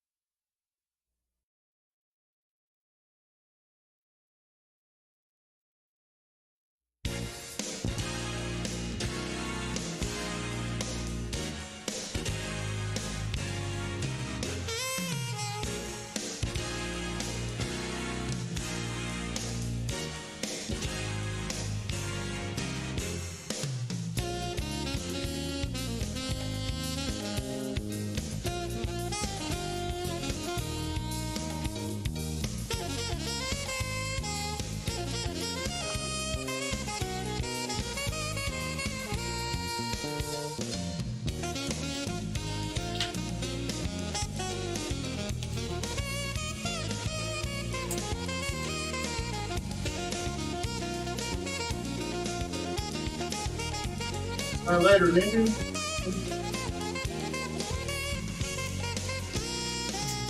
Yes, sir. We're back. We're back. Oh. We'll learn every single way. Yes. You can call me Culture Master. Ultra Master, Justin Wong, and Maximilian Budkiss. Hi, dude. How's it going? How's it going, Maximilian? Why did Budkiss sounds less dumb than Matt the Muscles? I have to admit too, so it's not that bad. It sounds like he would be the brother to the weird guy that Dino has an obsession with in KOF. The crazy, Brian Adler, like Blood Kiss, who's actually like a football guy, right? Right. It's him. Kiss Dick Blood or whatever. So you brought up, you're starting off well, you brought up Ryan Battler, a character that will never appear in AOF ever again. So sad. Very sad. Much to Dino's chagrin. And this episode is all about KOF. We're all very excited. There's KOF fever is running in everyone's veins this week and other parts of their bodies. I'm not sure if you guys knew this. KOF 94 was released in the year, I believe, 1994. Actually started as a side-scrolling beat-em-up called Survivor. I don't think has any relation to the reality TV show. Survivor, and then eventually they're like, we're SNK, just let's turn it into a fighting game. So it got rebooted as a fighting game, and they decided to take the subtitle of the very first Fatal Fury game, Fatal Fury King of Fighters, split it off into that, and they said, well, we need a gimmick. What gimmick do we have? And they remembered that the very first, okay, maybe it's not the very first crossover, but maybe you guys do correct me. The very first crossover, I believe, is Ryo Sakazaki from Art of Fighting showing up as a dream match in Fatal Fury Special. They just decided, hey, why not? They both live in Southdown. I mean, like, Southdown is that, like, central hub for Fatal Fury and Art of Fighting, so why not? And that apparently in Japan was the reaction to that was so positive, and people loved it. They're like, well, let's just do that. Let's do an entire game that's just that. And here we are, like 30 years later, and we're on KOF now. 30 years later? What? Wait, that didn't do the math. Is the math right? Yeah, it's just, I mean, you say something like 30 years later, I expect like a harsh cut to a blade. Fuck! So to the back of this, like, Four. 30 hours to go for the world. Oh, please, if anyone's gonna take it over, I want peace to take it over. Everyone wants to wear fashionable suits or super baggy pants. There's a dress code in Earth. So yeah, that Team Southtown is just badass. If you look at that DLC costume, all the suits, everything, I am just so excited just to trip out, right? Those colors, the colors, I think would be pretty dark. Sorry, you wanted to what? Just trip out. No, that's the best version of that you could have said. You want to just be tripping out. Yeah, just tripping out. You're getting out with pink suits, man. You make those pink, nice striped suits. Like, a fighting game for thing after Melty Blood of all games. Like, oh my god. That's really funny. That's also the anti-drip fighting game. Everybody's just the same. Yeah. Almost. Like 20 multicolors. Justin, why don't we start with you on KOF? Take us through your exposure to the series? Like, where did you start on your KOF journey? So I would say I never played Kingdom Hearts 94 until probably last year. But the first Kingdom Hearts I have played was growing up as a kid on the PlayStation, Kingdom Hearts 95. And the game I thought was so beautiful. The music, the characters, just like the fact that you can like edit your teams and pick individual characters. And the thing that really resembles most to me is probably like the music in the stages. Like, I don't know what the stage, I guess it's the Fatal Fury stage, but when they were in like the stage of the water, and that OST was beautiful. That guy vibing in the background, the one that looks like the Saisu with the shades, and he's just like going crazy. Like, oh, I was just going crazy with him. Just that music. And like, for you say 95, it's set on the PlayStation, so because for me that's really eerily similar. I heard of the name King of Fighters, but I never got to experience it until like a little later, like maybe 97 or something, where my friend had rented KOF 95. It's 95 specifically, and I don't know why. I guess it's because 94 did not come out on PlayStation, and 95 did. I assume that's the case, like at the time. And guess what? For me, it was the stages, specifically the stage inside the bar that has like a fan above, and the jazzy ass soundtrack. Like, me, it was the stages too. I was like, oh, look at all these characters, and that's great and everything. But oh, I know that from King of Fighters and card fighting and blah blah blah. But it was something about the presentation where What's up, ants? Just had that good shade if that the Capcom games. When I actually would see one in an arcade or got to experience one through a friend's PlayStation, Yeah. I was like, wow, these are so cool, and I never got to play them that long. It was only until much later when I started going arcades like consistently, like in the early 2000s, where it was like, oh, they have a Neo Geo cabinet that has all of them, has a bunch of them on there, so I just got to experience them that way. But like 95 just really stands out, even though 98 is the one that everyone like kind of talks about. I know Max, like whenever you do KOF like stuff, 98 is one that always gets like put in the conversation, right? No, for sure. Like 98 is the one. There's like a couple that people hover around. We should talk about that a bit later too. Like which KOFs are the ones that are sort of roles of the series. Weirdly enough, just got done like playing almost every single one. We just a couple of them due to the constraints like Neo Wave, right? You somehow missed Neo Wave again. Somehow missed Neo Wave again.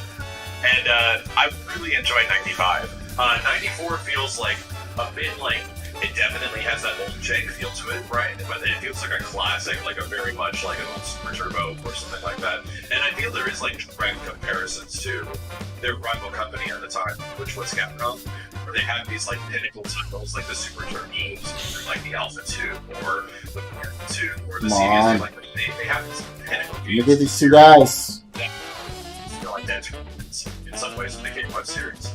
But for me, yeah, 95 felt awesome. Like some stuff about that game to me felt even better than the 99 series went from 99 to 2001, where K-Dash shows up in the Nest Saga sort of begins. Yeah.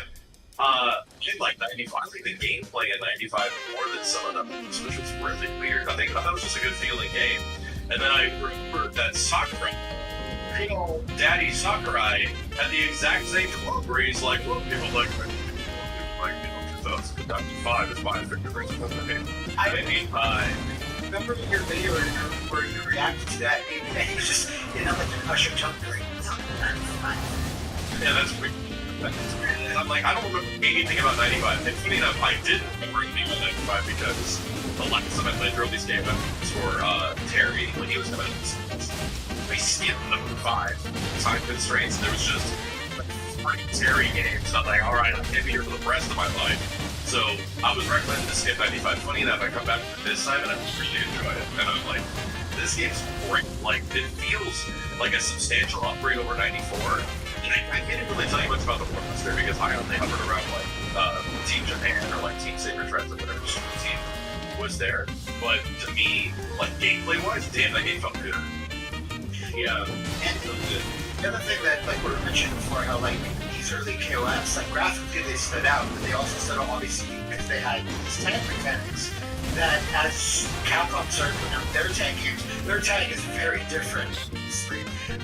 And that's something we'll talk about later because KOF 15 is obviously out, and we'll all three of us have been playing it, and want to talk about what I think we'd all like to see in the future from SNK in terms of KOF stuff.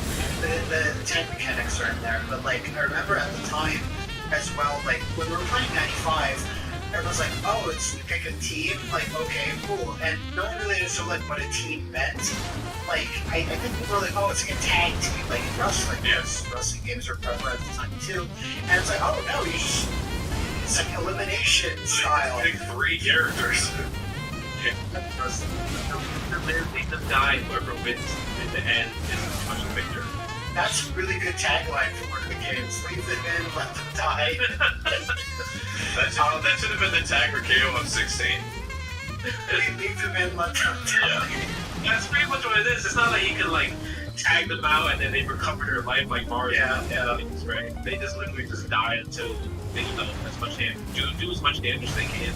Yeah. So of these, well, Max, growing up, did you ever get? I don't recall if we've gone over this before. Growing up, did you ever get experience like a KOF like in the 90s, or was it something that only happened later? Because we've talked about before, certain arcades, certain areas.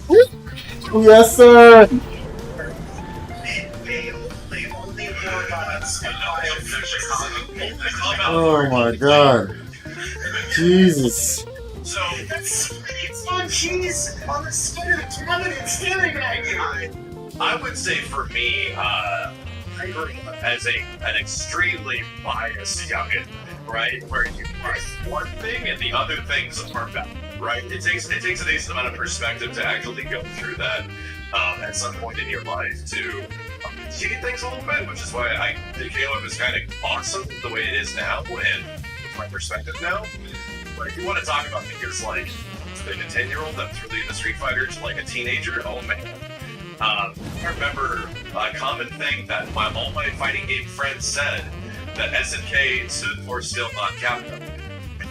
Best joke in the world, right? Because it also starts with a K and a Z, but you know, that was the mentality, right? That was like the weird mentality, and I think it really boils down to the fact, like this whole, like, you can see like SNK, like extras, which extra for like Street Fighter, whatever Capcom was doing, is that Capcom and their arcade business was like trying to push stuff like constantly between CVS and CVS 1 hardware and CVS 3, as well as like Naomi and stuff like that. A lot. They have like a 10-year history of each game feeling like a significant upgrade over the previous one, and that is absolutely there for SNK. But if you don't have a trained eye on those old KOF games, it would be hard to tell, you know, because they're all running on that FPS cabinet, which is like one of the most amazing things about the old SNK games is that you look at KOF 94, and then you look at a game like Gauro, and you're like, this is running on the exact same chips, motherfucker. Like, and it is thing.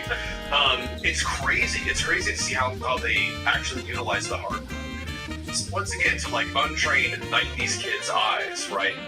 Just like, oh, it's that, why does this one look old and weird, and look at all the Capcom stuff, what's new and better and crazy, like, and that definitely was like a Capcom thing. They were going for like this crazy spectacle stuff when you look at NBC1 cabinet and there's like 4 characters on screen fighting at once, and there's flashing and shit, and like super names are announced on the screen. Yeah, exactly, all this ridiculous stuff, and they were essentially upgrading because their hardware was upgrading constantly at the time.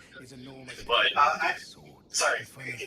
Well, just in general, yeah, like my perspective as a young kid was definitely super Capcom focused. Like Capcom was the fighting game developer, and that was a sentiment that was definitely echoed throughout the arcades that I went to when I was either learning how to play fighting games or competing in them and whatnot. Oh man.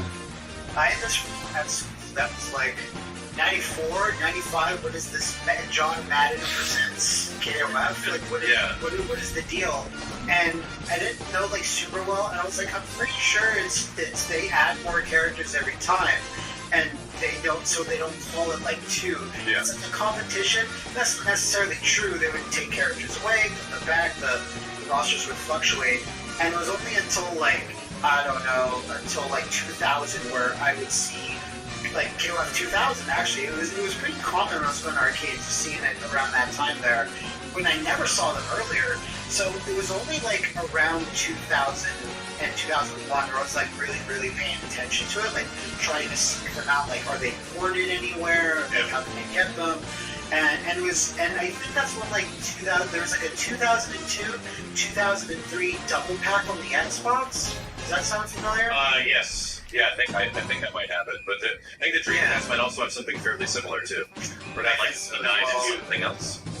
Yeah, same for PS2. I remember PS2 having one of those like 2 games for one for like 5 games. Yeah, and I always remember hearing, I've never been able to track this down, like whether it was true or not for Sony on the PS2 was like you can't just have a fighting game, a 2D fighting game, and there not be more value there. They have to be like double packs or collections or something. Sure. And I always remember hearing about that. I never knew how true it was. But you would see a lot of SNK stuff on the Xbox. You saw Samurai Showdown 5. You saw some KOFs. You saw there's this weird like association with Xbox and SNK games around the early 2000s.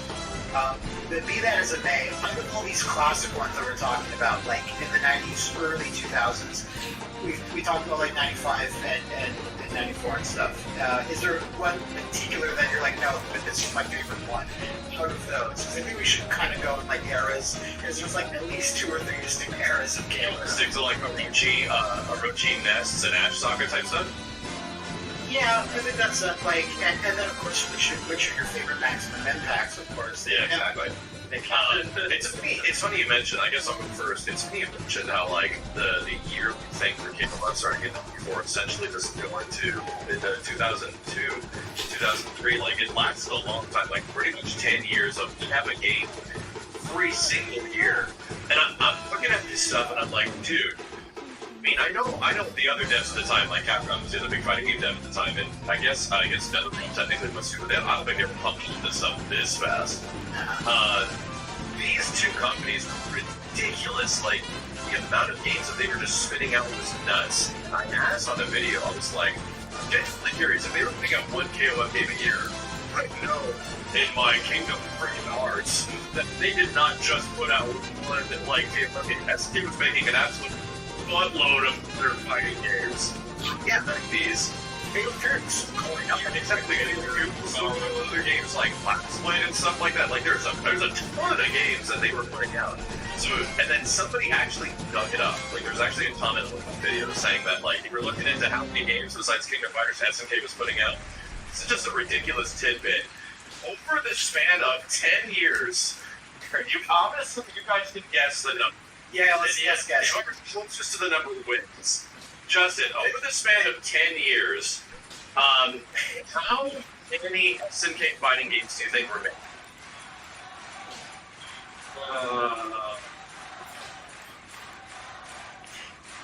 Like 1990 to 1999. About that, yes. Let's say like 30. This will not even include handhelds and like Neo Geo Pocket games and stuff like that, which are completely different beasts. This number would be much higher. Okay, I'm 100%. gonna say 62. 39 for Justin and 62 for me. Yeah. That technically wins. It's 53. 50. Dude, it's 53 fighting games over 10 years. Holy shit. That is up fucking rings. Like, I'm just gonna really quickly tell you just what they did in '94. Fighting 2, Heroes 2 Jet, Aggressive and Dark Combat, KOF 94, and Sam Show 2 in 1 year. 1998, Real Bout 2, Breaker's Revenge, Visco. KOF 98, Samurai Showdown 64 2, King of Fighters R1, Last Blade 2, and Samurai Showdown ! There are so many crazy different like ports and versions, and I think the biggest one is technically 1999, where they had Fatal Fury Wild Ambition, a beautiful game. Yeah. King of Fighters R2, Samurai Showdown ! 2, Rafiki 1, Fatal Fury First Contact, KOF 99, Galro, Samurai Showdown, Warriors Rage, SNK vs. Capcom, Match of the Millennium. It's absolutely insane how many games you guys will stick out. I think 2 weeks has to be. I think SNK had this Like 3. They were getting paid very well because that was like a lot of time. They don't have to get a tokens as compensation. But at that point, like, you're so focused on fighting games that like they had it down to a science. Like you know what I mean? Like they knew the engines inside and out, whatever. Some of those games that you listed, like not your fault or whatever. I'm like, okay, well, World Heroes was made by another like company, and SNK like kind of public like ADK, I believe, and all this stuff like that. Yeah. But it's still a stupid. That's still. I was overshooting it. I thought like I was like, oh, it's probably gonna be like 42. But I was like, ah, let's just. And They're actually right. And then that goes to show like how insane this time was for fighting games in the market and like saturation, you know? yeah. And this is essentially what led to the downfall of SNK. It's led to the downfall of this side of Capcom too, you know? Where the numbers were so. And Capcom isn't innocent of any of this either. They are super games that you're flying off now. God knows how many fighting games, at least like 4 to 5 a year in arcades in general, and not even including the 3D ones, because if you include Street Fighter EX, that's like a pre-made game, but you don't really include it because it's a Street Fighter game, you know? I kind of throw beat 'em ups, 90s beat 'em ups, like so many people worked on like the same artists, like Acuman and all those people. Like I kind of put together in my head. I'm like, Sure, yeah, it's fun.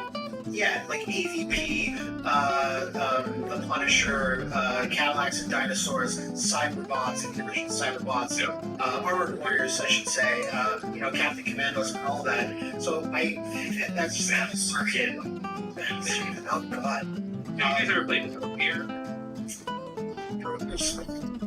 Metal Gear is like this power of shooting game that was like, I thought it was like so good. Oh, it's like a mech, like bullet hell kind of, right? Yeah, it's like so. I think I've seen it, but I've never actually played it. Yeah, I never actually played it. Well, we said that, Justin said, I don't even know if I played like that amount of SNK games. And I think about my head, I was like, no, there's still stuff I haven't played. Like you mentioned, Samurai Showdown Warriors Rage. That is the PlayStation 3D one that I'm not even sure made it over, like book-wise. Yeah, I never played that. I never played the Hyper Neo Geo games. Like Fatal Fury Wild Ambition technically counts. Yeah. Then there's the Samurai Showdown version of that. So there's that I haven't played. Not sure if I've actually played KOF 96. I don't know 100%. Oh, that's interesting. I might have. Yeah, to be completely honest, since it's fresh in my head, 96 wasn't bad, but it definitely felt like a step back gameplay-wise from 95. Yeah. Yeah, I agree with that. There's a lot of slowdown, especially in '96.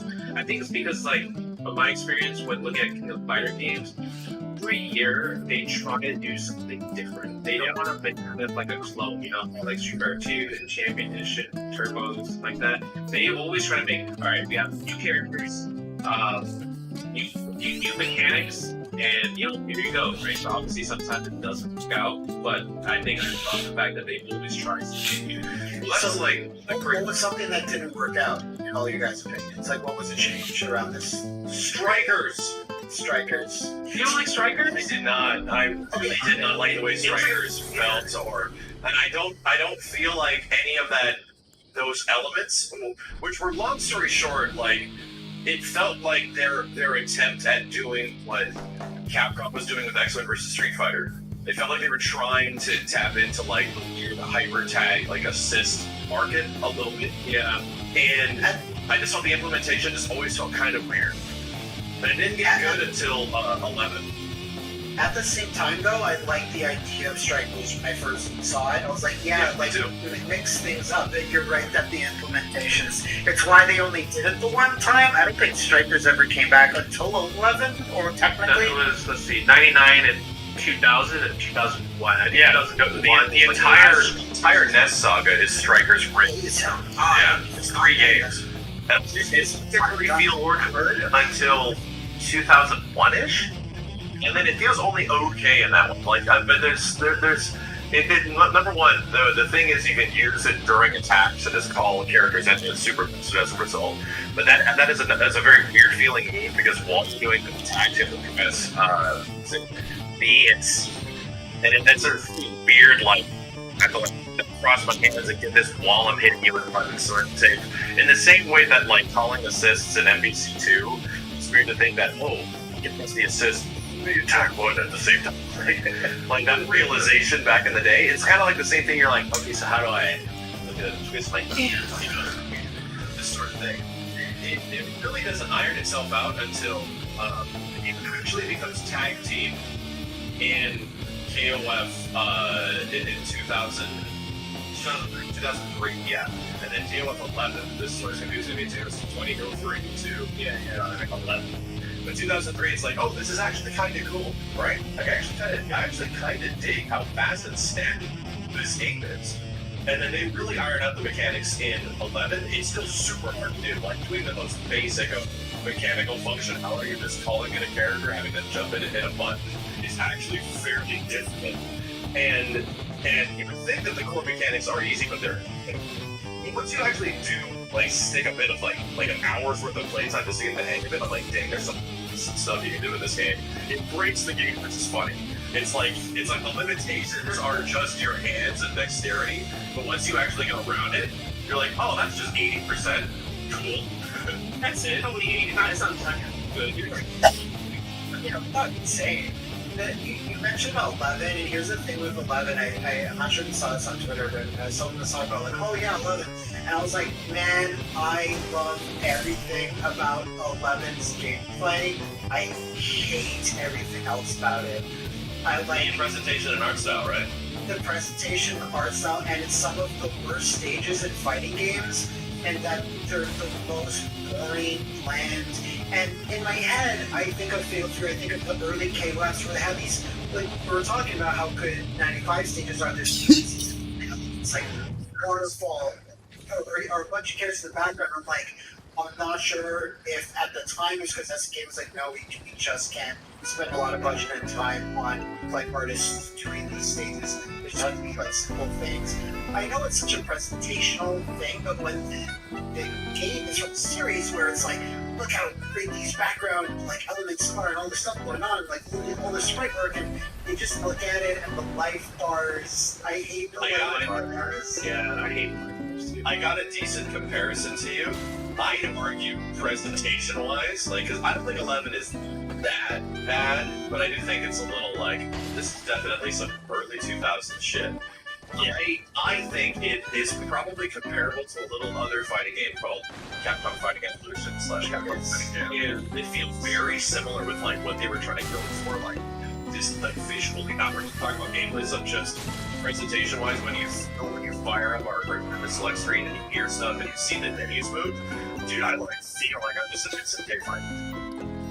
And every SNK collection released around this time of the PS2, like Samurai Shodown Anthology, Art of Fighting Anthology, the Fatal Fury Battle Archives, they all have this presentation with the menus and stuff. Yeah. I don't know if that was farmed out to a different company and they just made the menus and put the ROMs in, but it was just, anytime I see a game that looks like that with the UI and the menus, the presentation, it's like, oh, Yeah. Isn't it weird as like fighting game players how important that is? Right? Isn't it, I'm gonna say it right now, isn't it the weirdest thing? You get a version of a game, and you play the crap out of the game for like a year or something like that, year and a half, and then an expansion comes out. And that expansion has some, let's just say, minor gameplay changes, like super minor, like balance adjustments, maybe one mechanic, you know, the usual upgrade path that fighting games have. However, it's got new character select screen art. However, it's got that new UI that's really flashy and cool looking. or an annoying announcer now. It's got a different, maybe more annoying announcer, and it's also got a new main menu with cool animations. Just those things alone will be like, it's a new game. I can't believe it. It's a new game. It's. I always think about in the Street Fighter 3 series, the UI and New Generation. It's like, it's fine, whatever. Then UI in second M was like, oh my god, it looks so cool. It's got the people's silhouettes, like their eyes underneath their light bars, and everything's rounded, looks different. Oh, I love this. It goes so thin stripe. It goes back to New Generation kind of with some which causes some differences. I'm like, no, go back a little. But the music though, got you all. The music though, and the voices, they're all better. And the one thing I will say to ChiLL series that I like really miss, that eventually they just sort of get rid of, and I can't remember what game it was that they get rid of it, is seeing your teammates in the background. And actually seeing them like either cheer you on or react to something or be beat up in the background. I'm like, at some point this goes away and I didn't realize when, but I really miss it. I think it's it's always so cool to see. That's part of those background like presentation elements, right? That always just feels great in the older KLFs. I like that too. That was nice. That's true, and then like I completely forgot that they go away because I was thinking about the huge empty arenas of 11, and I was like, they're not there. So where does it go back to? So 99, you're saying? Wow. Yeah, 99. That's when the characters are not there anymore. And the crazy part is that when they took away the fact that the other two characters are behind you, cheering you on. Obviously, when you get hit, they put their head down, like, oh no, they like cheer. But the best part was when magically somehow you get stunned, and this is rare that you get stunned, if you mash accordingly, the assist character, I guess the character in the background actually jumps in to help you. Oh, they like pat your back or something? No, like they like just jump in and like press that back to the other opponent. Oh, what the hell? That's hilarious. Yeah. So that was a thing. That was actually a mechanic in like all for like 98 and also 95 when I played. I don't remember 96, 97 if I ever encountered that moment. I feel like it should be there if it's in 98 and 95. But that was something that was super cool that they could just jump in and interrupt. It's kind of like a wrestling thing, like That is some interference type of thing. That is some awesomely hilarious 90s fighting game jank that is like makes the genre super special around the time frame. There was some old weird ideas for fighting games to try to be unique from one another because there was like hundreds of them every year. Yeah, and I joked about it's an encounter before. It's another SNK game that is like very like tangentially related to the larger SNK verse. There's some characters and some names and some connections, but that had that really interesting tag system where there was like a tag zone on the ground. You had to get to it and tag, and I was like, oh, that's neat, that's cool. And you could only make like a 2-person team. And there was something about that I remember when I was reading about it, like in EGM or what have you. It's like, that sounds like way more interesting than just having like elimination style or whatever. Obviously, didn't catch on, and that was just a sequel to the previous game, Savage Rain, which didn't have tag mechanics, but it had weird stage stuff, like the stages scrolled up a bit and you can hang off their platforms. So SNK, even aside from KOF, SNK was always trying there's nothing too crazy or different about Last Blade, but it didn't really neat to me. It was just so good to begin with. But they would always try to do little things here and there and be like, well, maybe this will be a cool thing. Maybe this will be a cool thing. Whereas like Capcom games were like tag and not tag. And that's it. Like in my head, like there's obviously some variation. There's 3D games. Yeah, it was either you were playing either like Street Fighter or you're playing an aerial rave game. Aerial rave. And that's like the interesting part about that time frame is that there was such like once that aerial rave era sort of begins, which is about like the mid 90s ish, where air combos just become goddamn rage, where it's like if your game doesn't have air combos, I don't care type of thing. They're still in that era. No, there was OTTs or logos. Yeah, that's true. Yeah, we ventured the creme state of fighting games. No one go up here. Stay down here. Just get bounced on the ground. You can pick them up off the ground. Oh my god, that's crazy. To pick up on what you were saying, man, I would say if we're talking the original Saga from KOF, yeah, 95 definitely has my pick. I think 94 is very memorable because, and this is crazy to me how like this game Capcom shares so much weird like in marketing the release of some of these games that it's kind of bizarre to me because I don't love the Capcom stuff like learning and figuring out the SNK parts. And yeah, like the majority of people that work at SNK are actually ex-Capcom employees. And they share a lot of talent in between at the time. But dude, KOF 94 is like the most ridiculously hard one of all. Like this AI, even on like the easy difficulty, the hard difficulty, overall is ridiculously difficult to me. Just fighting the game itself is more of a pain in the ass. In 1994, another game came out that has the exact same issue, but the arcade version is brutally difficult, and it was an error on the developer's end that they made the game that hard, and it was Super Turbo. Like, Super Turbo arcade has an actual problem. Once you get past the second stage, the game is insanely difficult. Like, it does not let you play. You have to play the game a very specific way with very specific characters to actually progress. And it's the same one that made it into the Anniversary Collection that came out a few years ago with Aaron was pissed off. They have unnecessarily, brutally hard, no matter what difficulty it is. No, it had to be arcade perfect. Can't hear shit. The crazy part is that you brought that up with the Super Turbo. Is that I made a video of like me going to arcade mode. Since I played the Japanese version, all the games where you need to play the USA version. It's the true kind of boss of Super It's terrible. It's not even. It's like it's not even fun. The AI just sits there, and it's like that's what happens in KOF 94. You don't do anything. The AI just sits there. You either press something or it counts. You're like,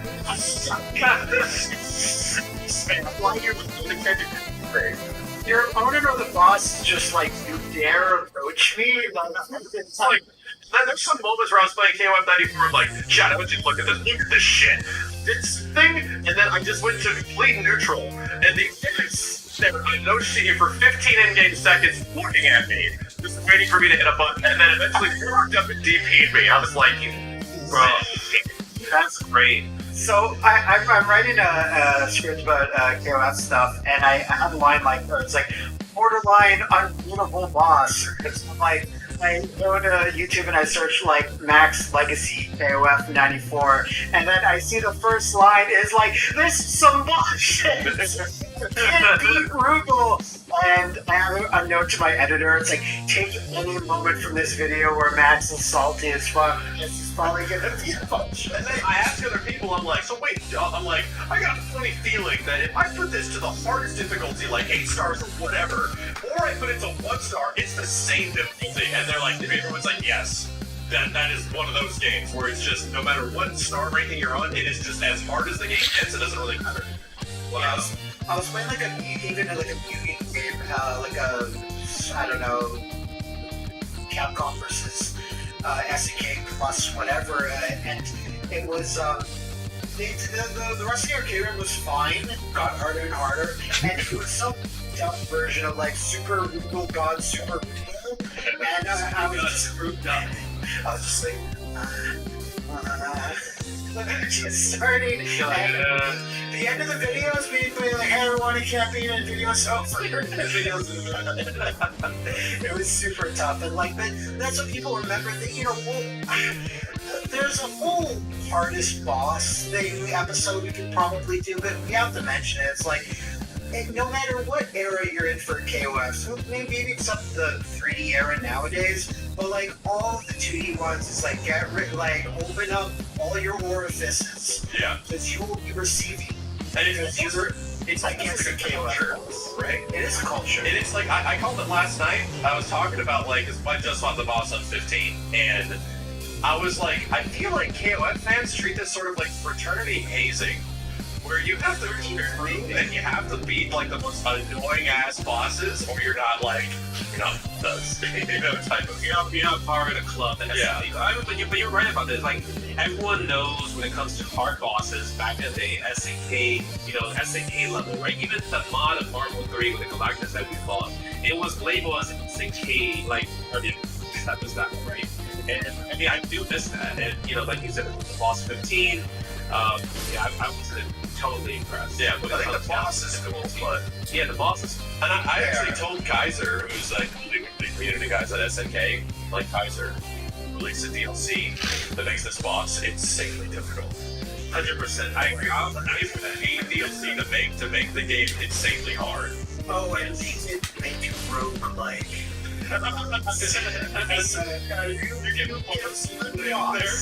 You get one boss, you get sent back. Oh my god, that's 2002 UM. 2002 UM down.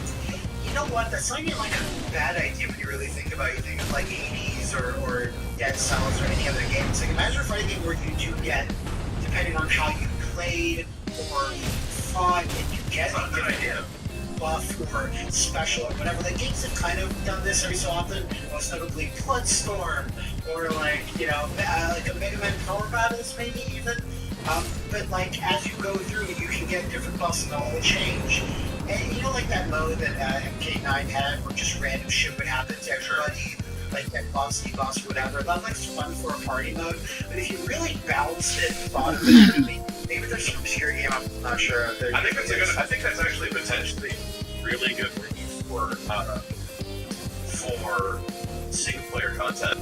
Because how can it be if like you had like a fireball upgrade path where it's like your fireball goes from like 1 to 5, and by the time like 5 happens, it like or 4 happens, it causes like a great bounce or causes a wall bounce or like it does some crazy, it does some crazy dip switch shit.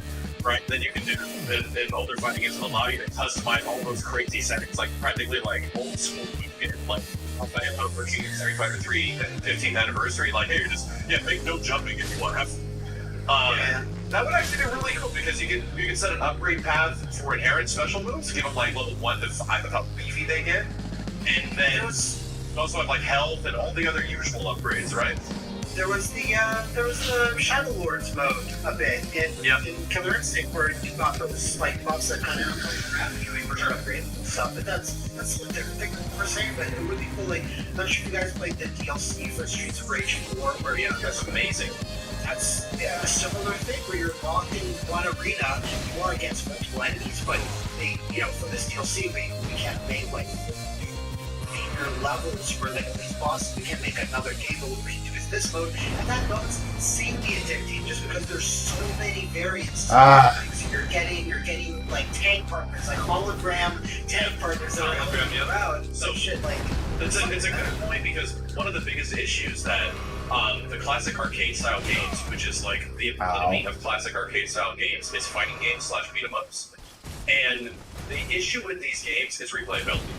Well, unless you just want to get good at it, there's usually very little reason for you to go through an arcade mode again, unless it's like another character's ending.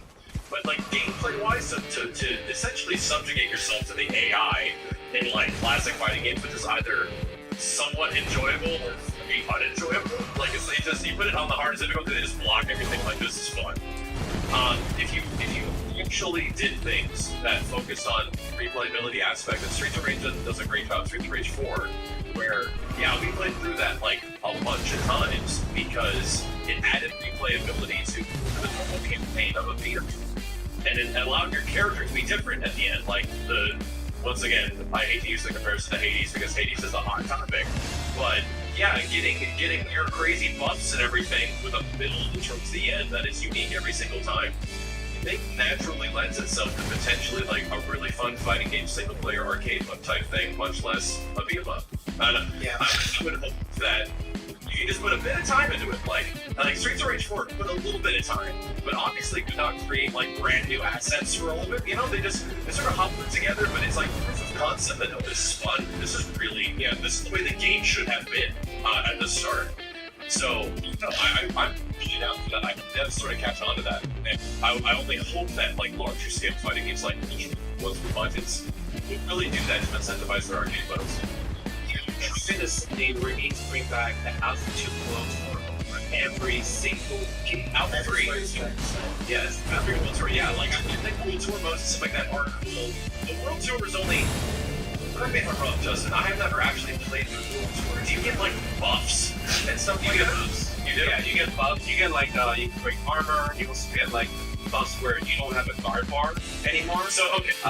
So there's a lot of no chip damage as well. So you can do more chip damage. So there's a lot of buffs you can get. So they're essentially doing like they don't have a ton of new assets, so they're just like, okay, we'll just make it so that you do more stun damage. Just make it so that this does a little bit more. That's like surface level. Like if you made a world tour mode where like your fireball has an upgrade path from like level 1 to 5 and it has different effects and stuff like that if you get to the 5 and the 5 counts wall crazy shit like that, that could be fun to be like, dude, I went on this upgrade path with the Dragon Punch, and I also upgraded Tatsu, and you can cancel like one and the other or some crazy shit like that. Like, that'd be really fun because it would essentially tell your friends, I did this, I got this coming in, I just couldn't stop me, I was a god, that type of shit, Yeah, it's like a very great idea. It's like they sort of had it, but not really in like Pocket Fighter, right? I was about to say. And then you get the gems, exactly. Like level 2, level 3, and you're going, here. Right, so it'll be really cool if you bitch, motherfucker. create a combo. I think that it would be safe just to have it free, just because it gives the player more replay value when it comes to everything. Yeah, you don't just treat it sort of like the way World Tour was over, kind of what they do to Streets of Rage, which are cool. There's concepts that this works and it's fun. No, like, make that the focus of your single player mode. Like, literally hyper focus on it and just have a lot of people that have fun. It's single player, who gives a shit? You're still learning how to do moves and stuff, and you're gonna understand that, like, I'm impressed.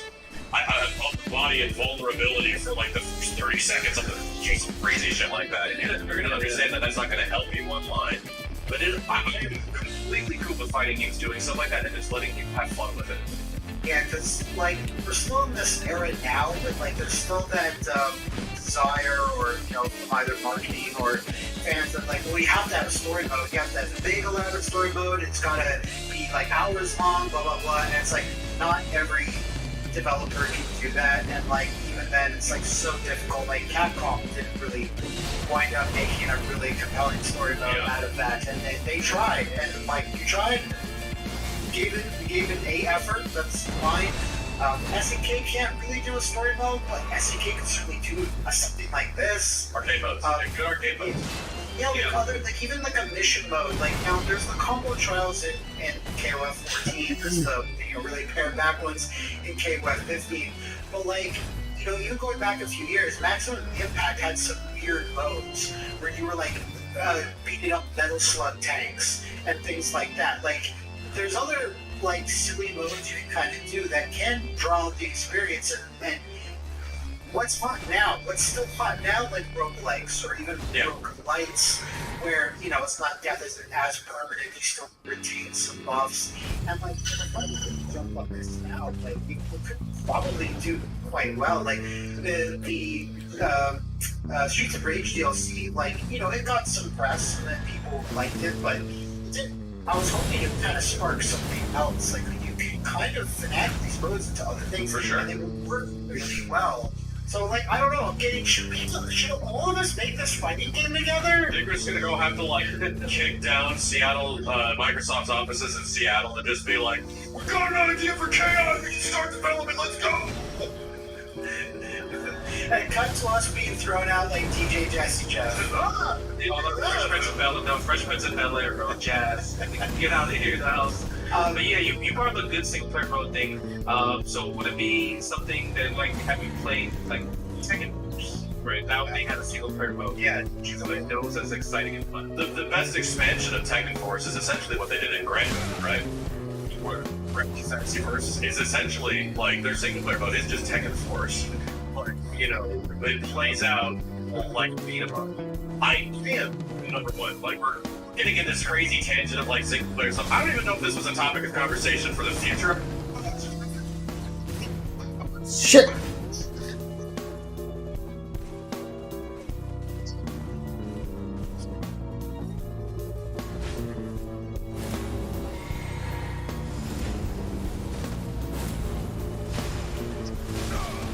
Oh my god. Like running down that when DNF Duel eventually comes out, it will have a single player mode that will be very Dungeon Fighter Online like. Where you can like single player or like single player, or you're playing with multiplayer. But either way, like the actual like the non-fighting game component of the game will exist. Yeah. And it will be TFO like, right, where you're going through like dungeons and fighting enemies and stuff and slapping them around.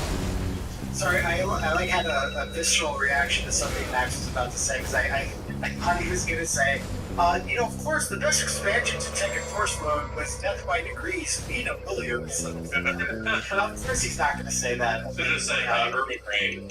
Urban Rain. No, you're just basically locked in an arena with like two or three other fighters and not like going through a level. We should briefly touch on it. Does either of you have any perverse pleasure with the Maximum Impact games? Either the first one, the second one, or Mira, the arcade Japanese version that stripped out all the story modes, a bunch of random new characters in it, like Mary and B. Jenny and Dude from Fighter's History, and brought back Tag, because Maximum Impact didn't actually have Tag. Is that the one that's not Tag? Sorry, not Tag, but Teams. Miro is only for the Japanese PS2 and Japanese arcades. Okay. That one has Ash Rose in it, and B. Jenny, like 3D B. Jenny. Yeah. It's awful. Does she look good? Oh, no, she's so good. she's in maximum impact, is what she looks like. So somebody in my chat was like, I'm like, man, B Jenny hasn't been in anything for a long time, like since like Galro, right? And people were like, no, she's in the maximum impact. I'm like, I don't remember that. And then apparently it's because yeah, this is a Japanese version. Yeah, it's called maximum. God! Miro, Oh, God. Maximum impact. Regulation A. Regulation A meaning arcade, because Gotcha. it was SNK's attempt to be like, hey, what do you hardcore Japanese fans, like, what do you think about us taking this a bit more seriously? They tried to rebalance the game, and again, there's like it's the most basic arcade ladder. Like, I don't even think there's a boss, there's no endings. It was all about competitive play for Miro or whatever. And yeah, they had like a random bunch of characters, and even weirder costumes. If you thought Maximum Impact 2 costumes were weird, ones that like Blue Mary has. Blue Mary looks like a surf girl raver from the future with like jean chaps and a thong, and she's got 2 gigantic ponytails. Oh my god, eat it! Cheese, bitch! Fuck you! That's what they Maximum Impact series. That was the missions. Oh my god. So, Yeah, I would say I never like played it like probably more than like a few times, just because it you like could say a few seconds. you know yeah I don't even think I mean I never owned the game. Maybe I think I faintly remember playing at somebody's house, but it just really was like a turn off for me when it comes down to it, like complete turn off. But I definitely want to kind of like revisit now, just because you seem like you had a lot to do with it. I did. It was. I was fascinated by it because I kind of thought it.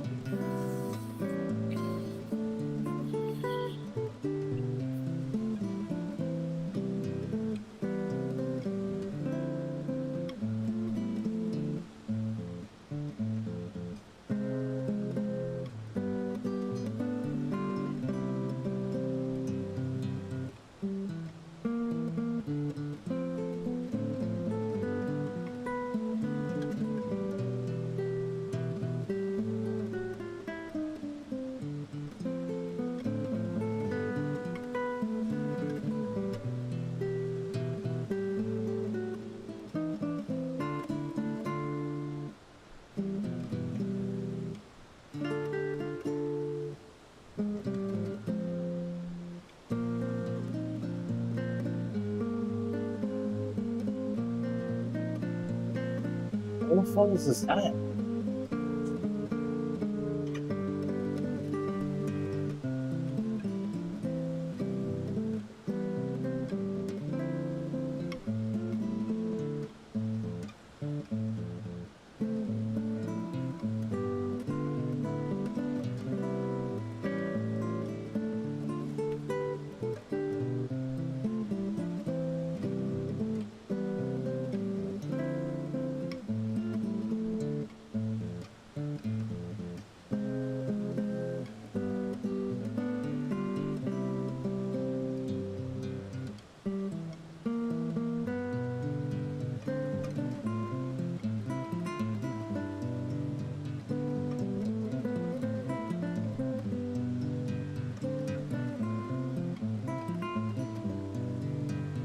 What the fuck? Time in 2005, I was like, oh, is this where we're going? Yeah. Just going Maximum Impact, because it's not even, it was called KOF, Maximum Impact. We wouldn't use the name King of Fighters that often in the brand name until they localized Maximum Impact 2, which is what it was called in Japan, and they straight up called it King of Fighters 2006. Yeah. Like, that was weird. That's what it got confusing.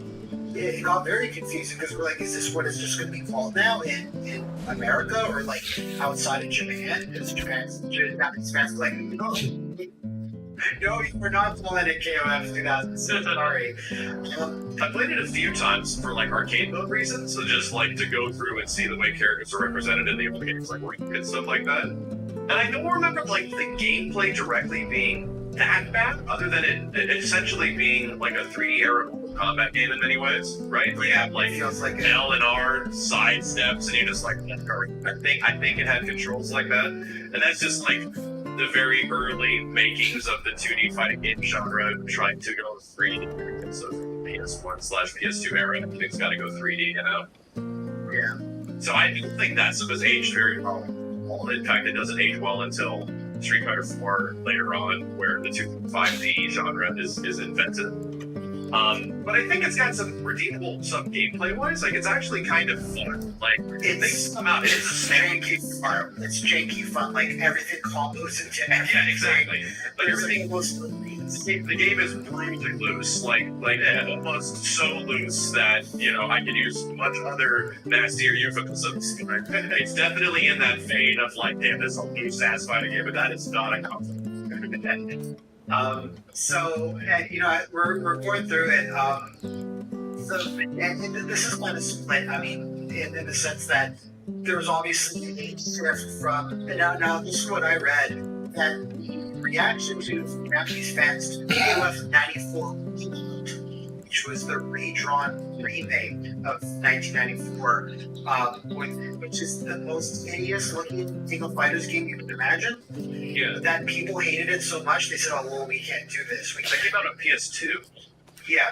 Okay, I think I saw a video of this. I was like, and Japan only has a big, long anime intro.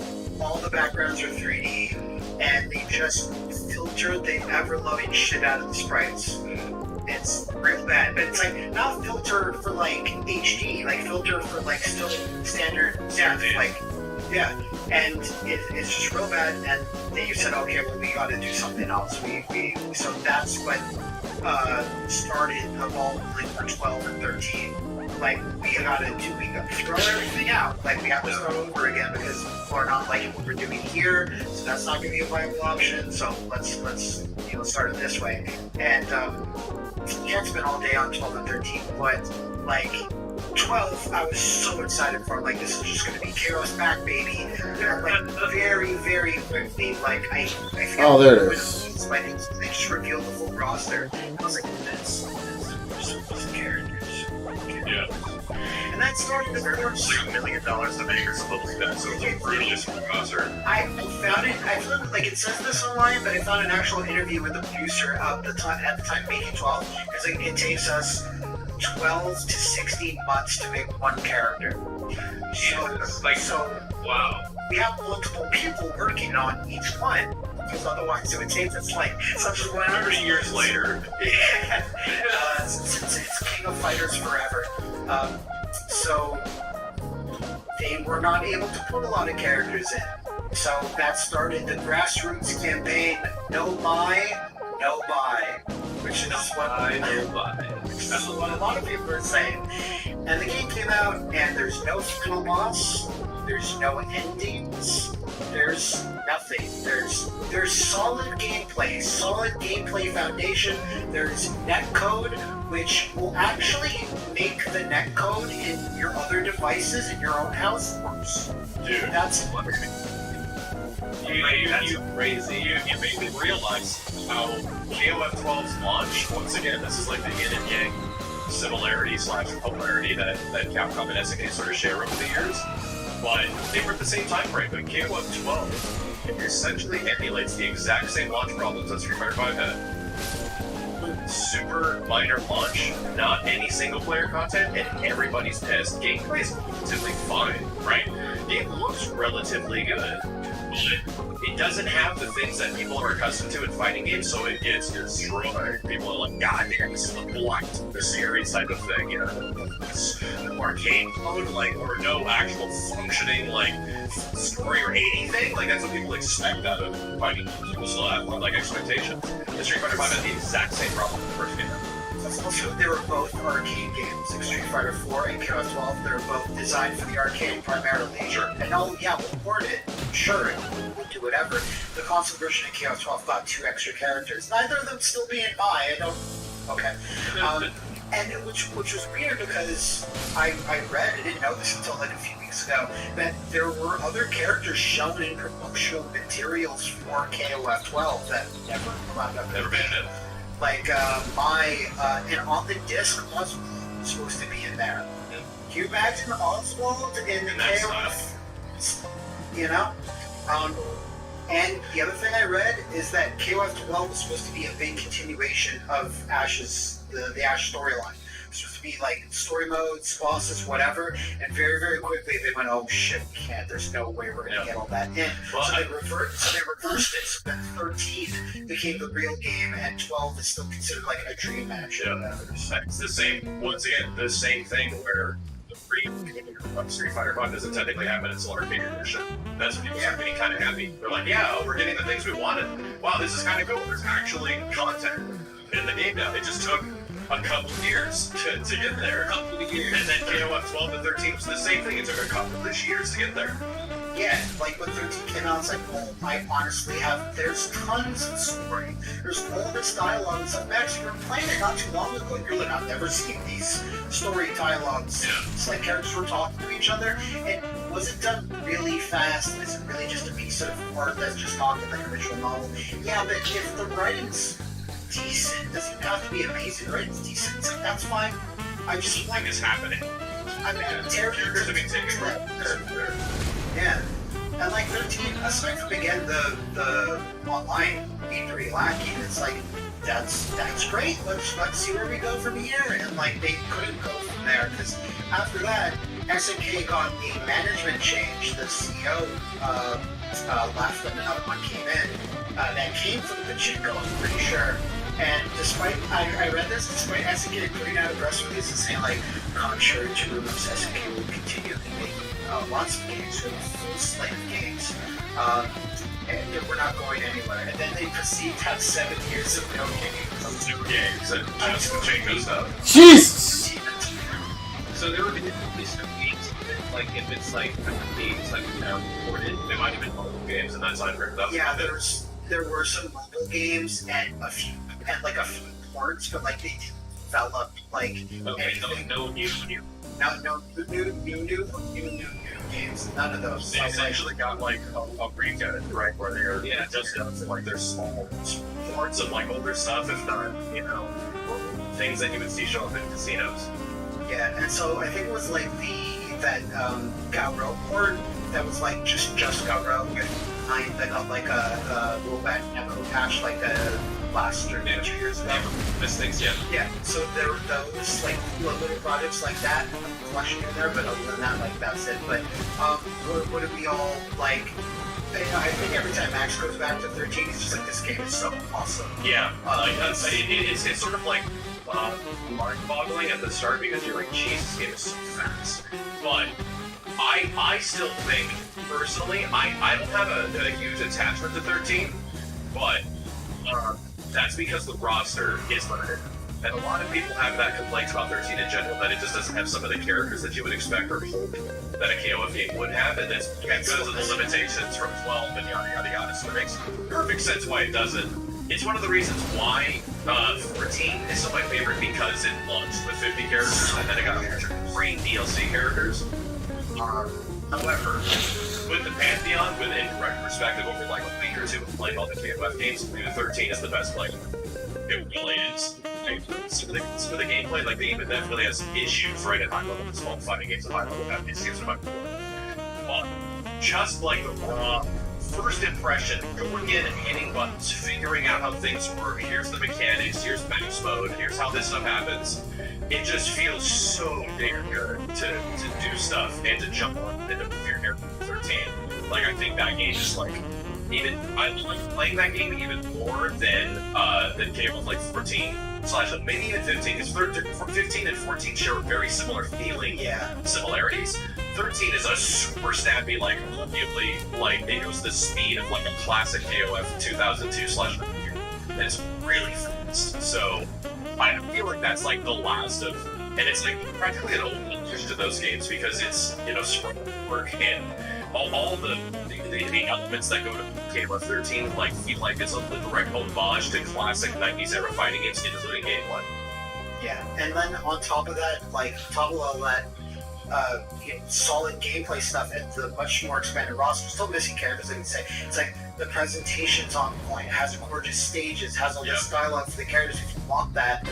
There's a loss. There's like it's the full package, and it's like if they had somehow been able to like flip flop it and they had been able to start with 13, somehow like. They could still be doing those games today. Maybe.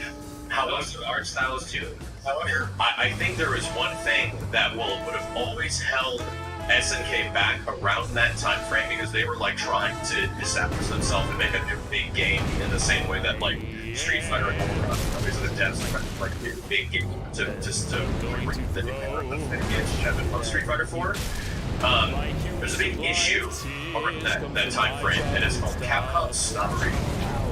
Yes. If it Street Fighter 4 introduced similar to Street Fighter 2, introduced a whole new player base of people that like love fighting games and a very large focal audience of casual players that like this thing. Like the same way that there was the arcade Capcom snobbery around Capcom fighting games, and then the exact same shit happened again with Street Fighter. When Street Fighter 4 came out. So even if KOF 13 launched the way it was and was amazing, they still would have been subjugated to the absolute Street Fighter 4 Capcom snobbery that was like, if it's not Street Fighter, then they don't care. You know, that's unfortunate. It's just this is true. As a competitive player, like fighting games, this thing goes that's true. That like adopting something that was not Capcom-y around that time frame was very like difficult. Yeah, I think it's also another standpoint, like you mentioned, that a lot of people obviously are fanboys, fangirls, just fans in general, right? They just love Capcom games. And when it comes to SNK, it's kind of like the the black sheep of like the fighting game family. And even at tournaments, like you can see that like both like SNK tournaments, you don't really see them on like the main stage. So they don't get Sunday, they're not on the main stream. They really have their little corner. It's unfortunate because like he was a killer game man, I know. So I know. You got Combo Breaker loves. It's true. Well, right? I mean, Arcade came out, it was not Combo Breaker. It took 7 years to get to that. It did take several years, but it's just wish there was more love for games in general, or them like treated as the same as like some people love Capcom games, because the Capcom snobbery is going like it's gonna just be there for and even Street Fighter 5 though, do you think there's less of it than it was during Street Fighter 4's heyday? Because the snobbery, I don't think it's fun. I'm not agreeing with you 1000% there, because here's the thing, right? The competitive side is one thing where it's like in the competitive element, you have people that like really respect the Capcom games, right? That respect comes from the side of you either good at Street Fighter, or the theme around the time frame was like everybody's a Street Fighter 4 player, right? Like everybody. This doesn't matter what game you play, everybody can play Street Fighter 4. However, over the past 10 years of Capcom fighting games, where like all of them have done something to seriously piss people off. Like Cross Second's launch was really rough, and then Street Fighter 5's launch was even rougher, and then Mortal Infinite happened. The snobbery has in the expandium that is outside of the tournament circuit and like casual players, like Capcom has shifted from Capcom to Crown for their fighting game stuff, and only until recently has like the Street Fighter 5 stuff like merged and changed to be something cool that people kind of want. So I don't think it exists. I think it definitely exists in some ways, but the way it was in like the Street Fighter 2, Street Fighter 4 era, definitely not. And I think that paves the way for games like KOF 15 to do well, to actually adopt new players and have new content creators and everybody give this game a shot, to try the new mechanics to see like everything has to be a grounded footsie fighting game. Yeah, that's true. You have to check this out, because this is fighting games play different ways than jumping, Yeah, like right now, like KOF 15 is like by the time people go through this, like maybe a few weeks ago, and it's like now is like a pretty good time. Like Street Fighter 5, it's wrapped up its DLC. Tekken 7 seems to have wrapped up its DLC, perhaps, and like Strive is obviously still in the game right now, but like it's a good time for KOF to this chance to, and it's out on like every system, and I don't know what you guys, for Halo 15, I was just rubbing my temples, like when they were like, one reveal of a character for 4 years. Yeah, dude.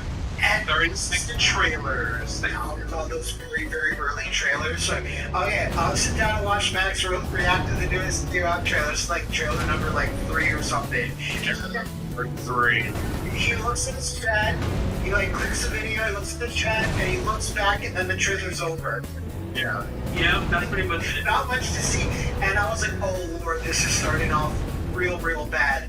But eventually they found their footing, like here's lots of gameplay, like, you know, there's a little bit more room around certain complex characters like showing up. And then okay, getting increasingly more hope for this. Like, yeah, it's looking better, Oh, here's Shatter Strike, and here's how the game plays. Yeah, finally we see the mechanics, dude. It took it took a long time to get like 100 turns or something to even know what the game do.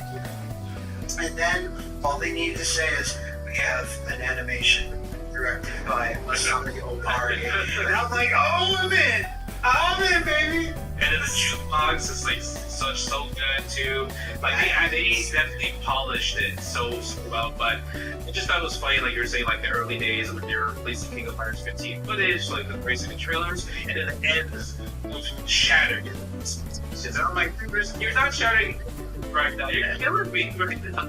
Yeah, they shattered your expectations with the Shatter Strike. So how are we all feeling now that we've spent some time in KOF 15? I love it. I think it's so good in terms of like gameplay. They completely took away like what I didn't like about 15 was it was super supposed to be in 14, but 15 they really enhanced it where you have to use different type of like play styles. Like you can use your EX meters because EX meters they cost a bar now. Yeah, and that was like one of the best changes ever. I think meter usage is super good 15. Yeah, so good.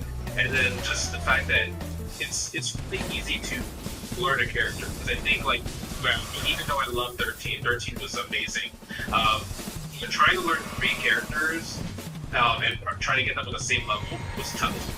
15, I feel like they kind of changed it where it's much easier to learn characters. So learning 3 characters is much more fluid in King of Fighters 15.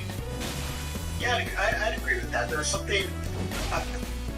I feel like it almost plays a bit like 14 and 15 play a bit more universally, if that makes any sense. Oh, yeah. It just things just slot into place a little bit easier than 13, and I like 13 as well. But like you said about the being able to EX moves now, I'm like, oh my god! Like they made me go, you couldn't do that last time? Like no, you could, right? Last time you could do it was in 13.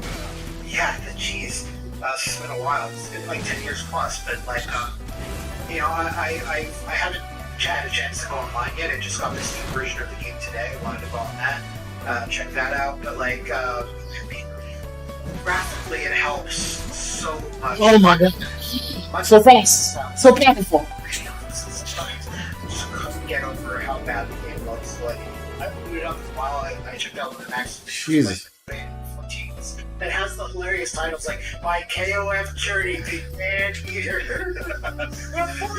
14's a cool one for me. Like I think like characters are a big thing for me because 14 did not launch with Rock, right? 14 launched though with Geese, and I was super happy that Geese like was in another KOF game again because he wasn't in 13, and in 13 I was aware of, but I just didn't play a lot of it. But I was like, man, like some of those classic characters just aren't in here, like Regal and stuff like that, which hasn't been in there for a while. But it had like Geese and Terry and Kyo. That's what I started with, and that's how I really ended up liking that game. And I mean, the game was great. Actually, in my head, you didn't really start making like a lot of videos. Like, I'm sure, like when you started versus when 13 came out. 13 came out in 2010, I believe. I think 2013 might have been either 2011. I think it came out right next to Ultimate Marvel 3. Very close to that launch, and that's what essentially like buried it in the MGC. Yeah, that makes sense. During that Xbox 360 days for sure. Yeah. So I did not make a lot of content because at that time, like I was pretty hyper focused still on like a very small pocket of fighting games and stuff. It was until I became a content creator that I was just like, you know what, I'm going to be playing Ultimate Marvel 3 for the rest of my life. I should probably try other things, and that's when I tried like Injustice, and I ended up really enjoying fighting games than I ever have. And KOF was one of the weird ones that I just had no idea really how to play. So until 14 came out, like even though 14 was getting a lot of shit, I still wanted to like try to learn how to play it, and dude, I will never forget the first day of me playing 14. I was like, this game sucks. Oh my god, everything feels so. I don't like it. Like your video thumbnails, you going, yeah, and then literally you SpongeBob like 48 hours later, and I'm landing like geese like powder into like stuff. It's raining from like die ass.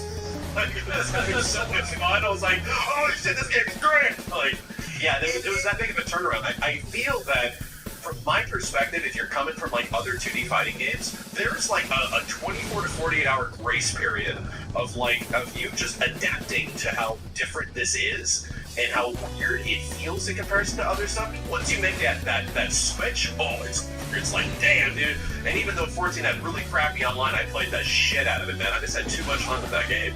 And then when all they need to do at that point is just have one character that you can rally around, like Geese or like Terra or like whoever. That's it. Then like you're in for the game, despite its flaws. So, sorry, that's how ridiculous. Wow!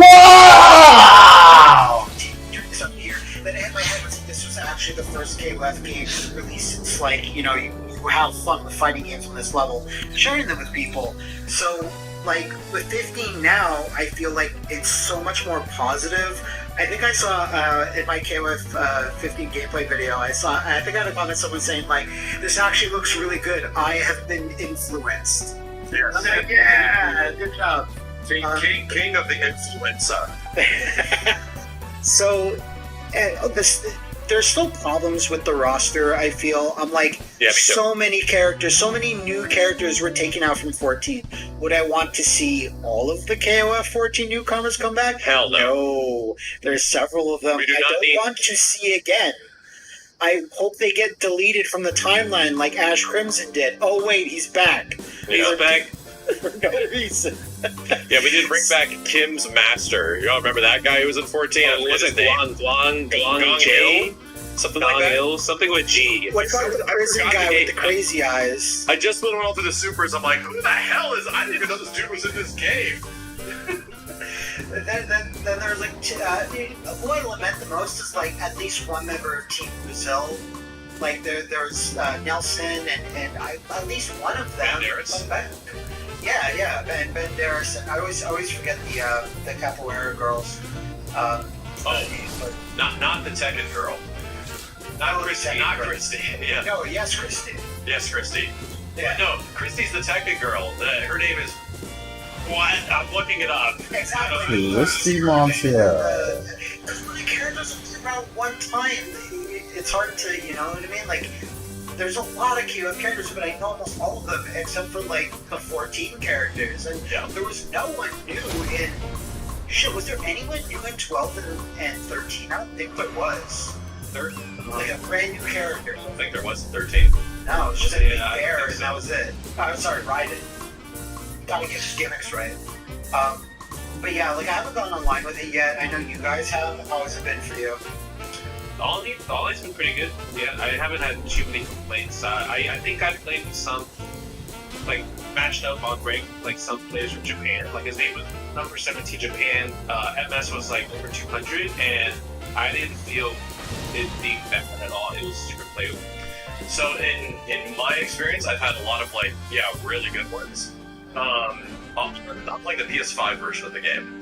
And a lot of really good ones and some very weird ones.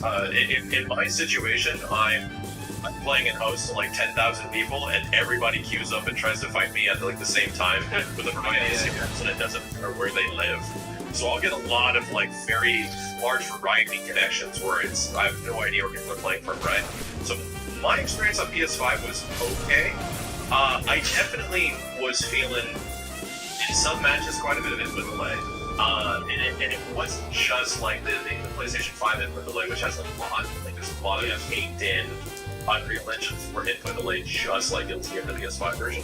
6-7 frames. Yeah, so and then you would add in the input delay that's added for online, which rollback netcode actually needs, and it felt like it was hard for me to pinpoint it at the time, and it wasn't until I played the PC version last night where I was just like, oh, this is the game I should have been playing. Like, oh man, like the PC version is so much better. It feels so much better. I was like, I feel like I just took like the weighted chains off of my feet.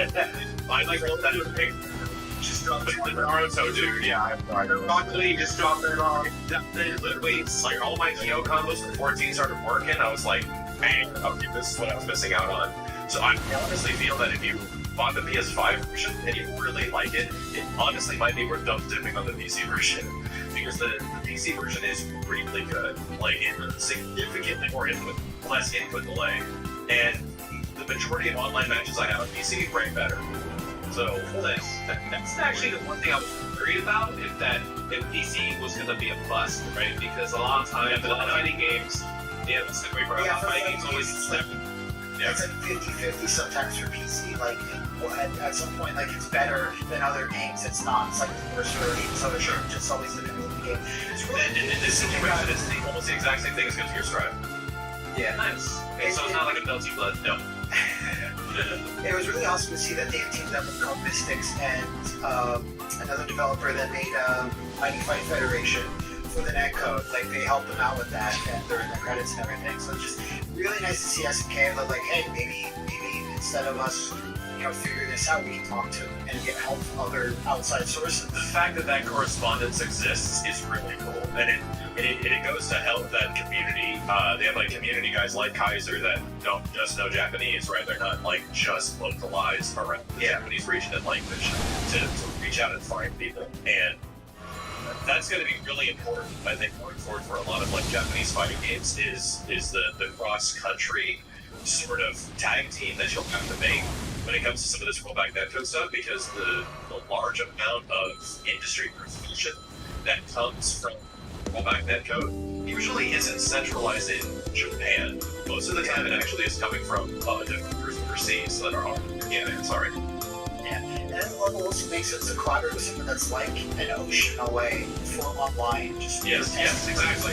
And it sort of thematically makes sense. Yeah, so it's such a good start to have like an online app launch that's really solid, because KOF has never happened.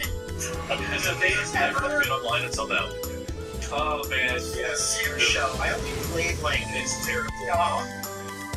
Bro, like one time, my friend, like, he's like a close friend of mine, he wanted to play, and he bought the game. So I'm like, alright, I'll have to play the game for months, let me jump on. And we were trying to find each other in lobby, we couldn't connect with each other. We couldn't find each other in lobby, and when we did, it just wouldn't connect. So I'm like, well, so the online is usually unplayable for shit. Yeah, Sam showed me, even if you get like the PC version or the PS4 version or whatever, I've heard some diehard Sam Show fans that say the Xbox version was the best, but still, it is not good. Like that, yeah, that was the thing that, like, beyond the first couple weeks of that game being out, I definitely subjected myself about to like 100 online matches, and I'm like, I'm done. Like, I can't do this. This game's cool, but holy shit. Well, it's Code Mystics has been toiling away at that Steam port of KOF 98, and that has like rollback or got it. Yeah, it does. So, like to think that keeps going forward from now on. Like, as long as their collaboration keeps these results, maybe they'll go back and try to patch Sam Show in, because they're doing for 98. So I don't think it'll happen for Sam Show. Because the engine is going to require a huge rework. And there's a lot of overhead. You have to figure out the pipeline of the game, the pre-pipeline you have to like address that. So it's like a very expensive process for a big 3D game like that.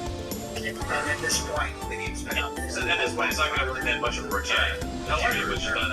There is another game that SNK has put out that is a Legacy King of Fighters game that is a 2D game that definitely would not have the same rendering pipeline issues because it's not as that or deal with like a bunch of 3D graphics and a large variety of issues that come as a result of that and putting Magneto in there. And it's KOF 13. KOF, I agree. I feel like there is definitely a possibility in the future that Code Mystics could revisit the Steam version of KOF 13. Because it actually has like a Steam version, you know, there's a PC build of the game, and it's not just like the port. It's a part of the consoles, but it's actually made for Steam. And that's a bit different than like, I see fans of my channel, they're like, they need to put 12, oh, I'm sorry, they need to put 11 out there with Magnet code. And I'm like, well, 11 doesn't already have like a Steam version, like it's the arcade version, so they have to make like a PC build. That's a whole different process, right? That's like, you're practically making a new game at that point. Fine. Ones that they've been doing already exist. You know, 98 PC UM exists. You know, 2002 PC UM exists. Like, and they just retroactively put it in there. Like you said, the 13 or on Steam, it doesn't say KOF 13, it says KOF 13, and it's the logo on the main menu. Yeah, it's like Steam for Steam, dude. Yeah, so, no, it's... I feel like if there's one other title, it's the one that literally everybody wants, right? You would not want to do it right now. You definitely wouldn't, because all eyes and ears should be on KOF 15. You don't want to polarize your audience. Yeah, but like in maybe a year or two, maybe? Like, I feel like there is a future where that is definitely a possibility. You know, it's definitely what everybody wants, but that's what, like you were saying, Max, like, I'm just scared that if they did 13 rollback, that everyone would just probably drop Empires 15 and just go back to 13 and only play 13, because that's what everybody really talks about when you look at like YouTube, Twitch, social media. A lot of hardcore players would, you know, and I think a lot of people would jump in even. That's one. Like, oh no, you're gonna divide the player base of KOF. That's gonna happen. You're gonna divide the player base of any fighting game when a new fighting game comes out. You know, that is just the nature of the industry now. Like, even with Guilty Gear, it got a huge drop off, like relatively fast. Even though it's a great game, competitively the game's absolutely fine. But that is just the nature of like people's attention spans in 2020 and beyond. People just have too much shit to play. There's just too many reasons, too many things to do, so many new games that or updates to old games, right? Like, there's just so much shit that exists now that if like I don't even think 13 down the line has a chance of like taking the chance that 15, maybe some hardcore players, sure, like in the same way that like Marvel 2 got released, they're not gonna play. Do you think, like, here's that perspective. Do you think if they re-released Marvel 2, does it mean you're never going to play Ultimate Marvel 3 again? No. Like, they're different games. Yeah. So I just think it's for the casual fans, it's like, it'll be super compete for 13. It's kind of like how 4 plus art, when they got the rollback, that I think they broke like a new record. I'm sure how many people bought the game and then playing online. So it's just that, like, I think because 13 has like that love that everybody talks about, and even if it's just like the casual fan, it's like they've heard that like 13 is like the messiah of the fighters. And I think it definitely would adopt a huge amount of player base, but you know, the chance of the majority of the audience now becoming KOF 13 is my main game, I'm never playing any other fighting game again. Yeah, this is not. No. There was one KOF 14 came out in 2016. Around that time frame, yeah. Yeah, so it's like 2022, and in that gap, released Sam Show and SNK Heroines. So it's like, I can definitely see, I really, really like that amount of gap in between like a mainline thing. I'm sorry, but this might get dated, but if they're going to announce Street Fighter 6 in like a few days, but we're recording, and then into that Capcom Pro event, I'm going to be like, oh god, no. You need your series to breathe a little bit, and I love how SNK is like, let's have a KOF, that's our big thing. Like, 7-year gap. And these other two fighting games, like, that's kind of... Well, I mean, I enjoy that. In the defense of the situation, if that was Street Fighter 6 that was announced as a mystery thing, people probably know by the time this goes up. Yeah, definitely. Fuck, man! Next year. So then you have like 7 years. I know, but I think you want people to want it. You need to, like, you know, like, have everyone just kind of satiate your appetites for a bit. Maybe, I don't know, a new Darkstalkers in the meantime before. Yeah. See, here's the thing. I agree. I agree with you in that front. How they should have like other genres that they go into. Like, for example, SNK was like 14 SNK Heroes. Here's something weird. Here's a return to classic Samurai Showdown. Like in that 6 years since KOF 14, they have essentially every couple of years released a brand new fighting game. Yeah. And I think that's actually good. Like, I like that release scheduling for fighting games. I think every 2 to 3 years, your company should, if you're a fighting game developer, should put out new fighting games, right? It's what NRS has been doing for a long time, and now that's actually different for this one. But I was going to say that precisely the same thing because, like, you know, when Wow. it's like one it's so Wow. like up to that point, like 5 years or so since it came out, and I just remember sitting alone with myself looking at the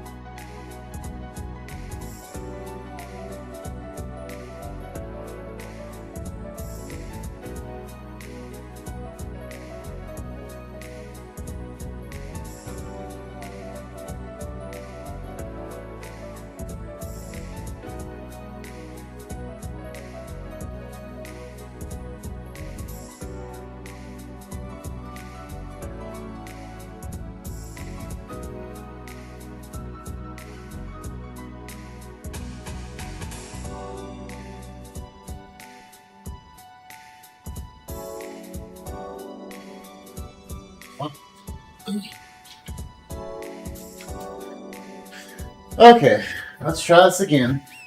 Damn it, man. Lost all my fucking rooms. Damn golems.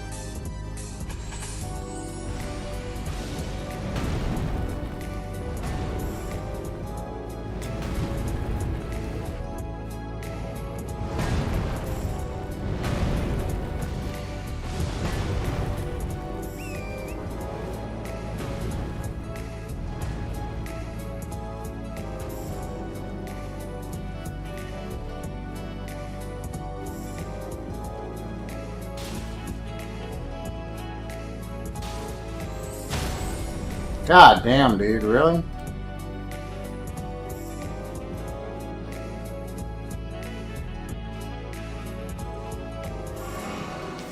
Jesus.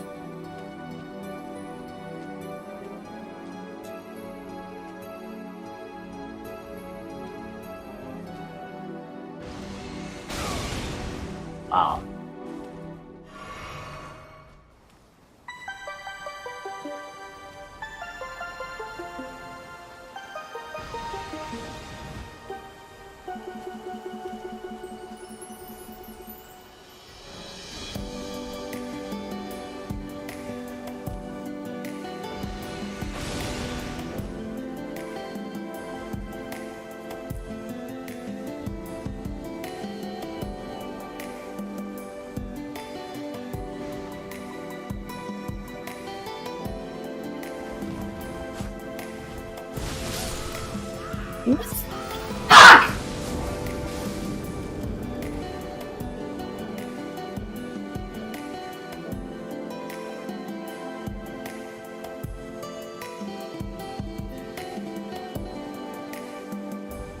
I'm just not to kill these golems, man. They're making this shit too hard. Like, I don't want to fight them, but they're making this shit way too damn difficult.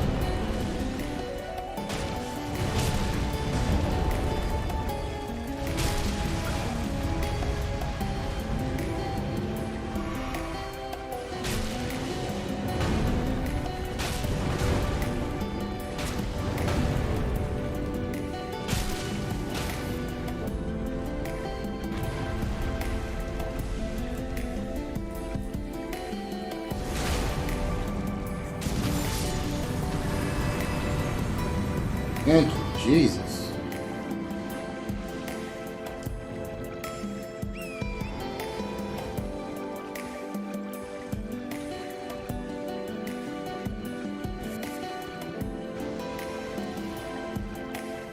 Alright, let's take out the second one, man.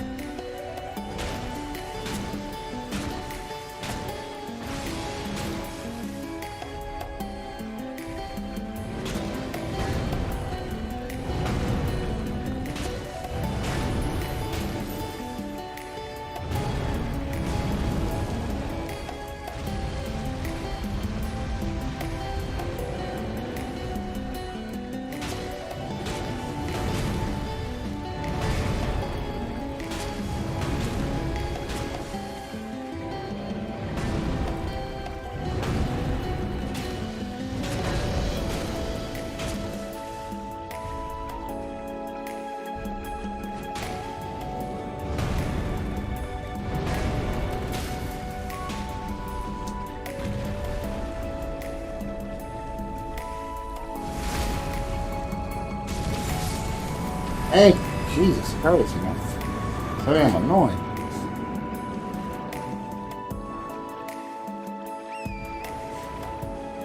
Now I can fight in peace.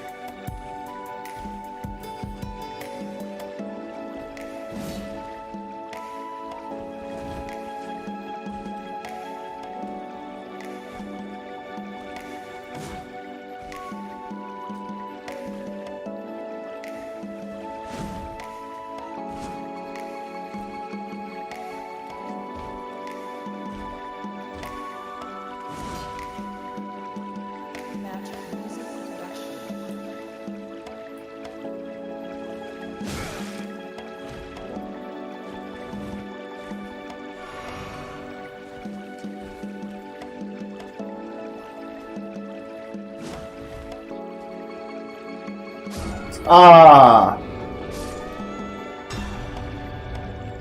Oh, here's my shit. God damn it.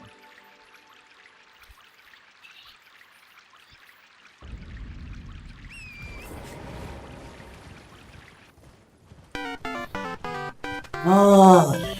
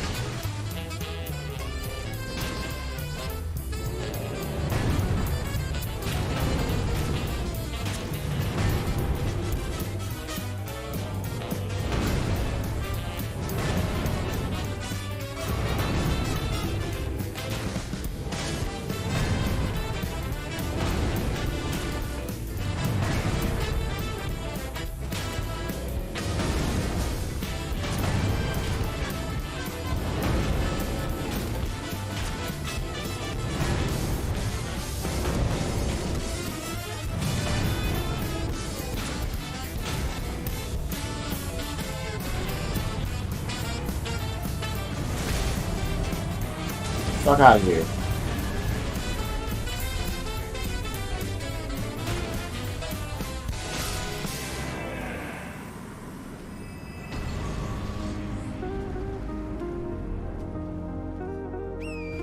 Alright.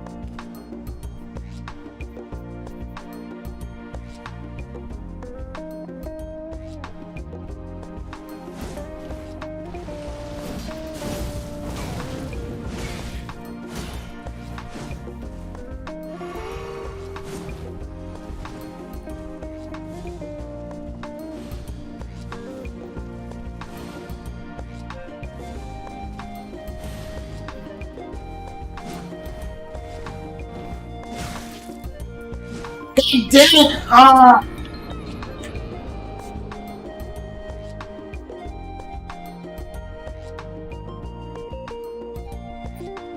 Man, fuck this place, bro. I'll worry about this shit some other time, man. I'm just... I'm gonna get my fucking shit. God damn it. I can beat this guy.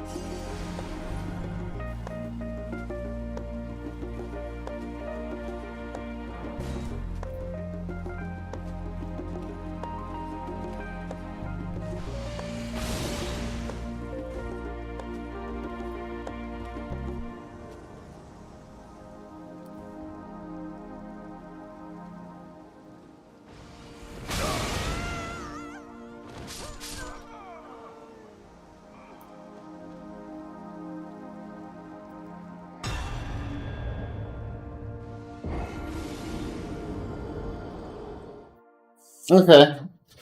I see. I see where to cheese them. I see where to cheese them at.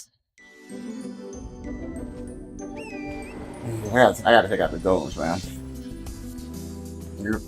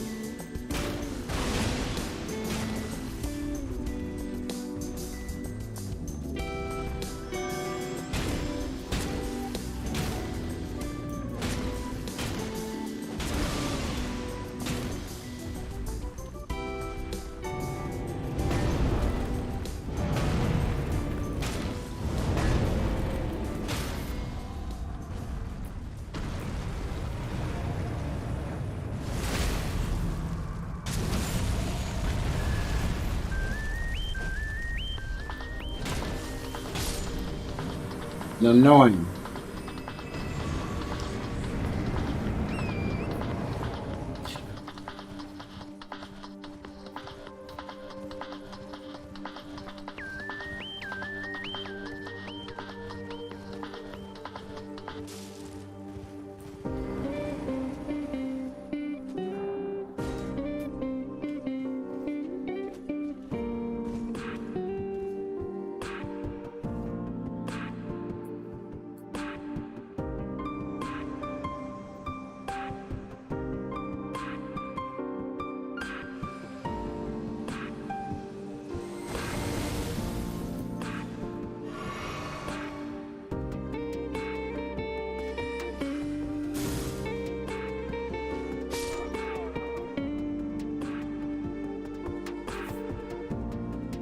Fuck.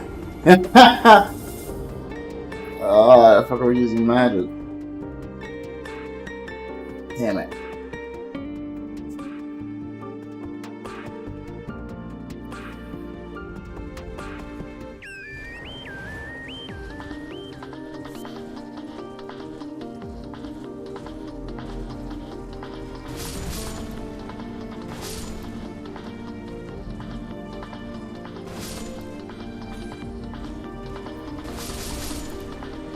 It's a mage, I might have to actually fight.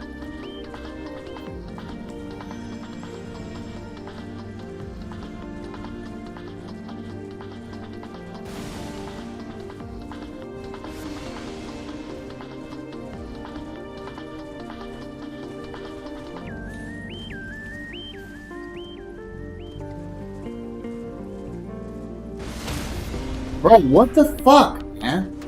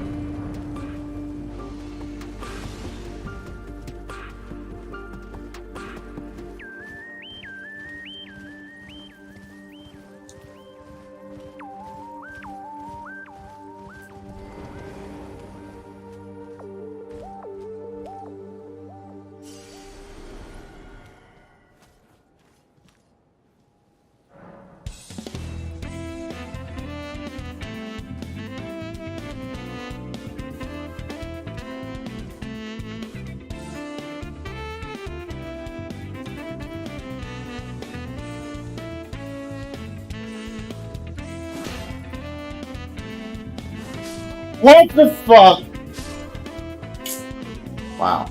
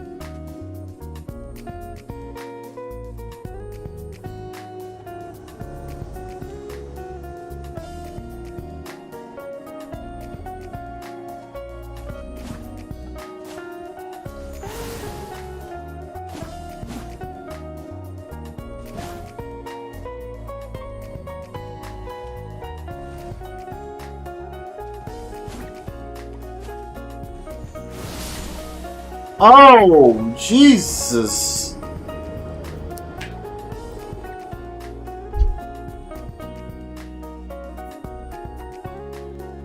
That sucks. That sucked, bro. Wow.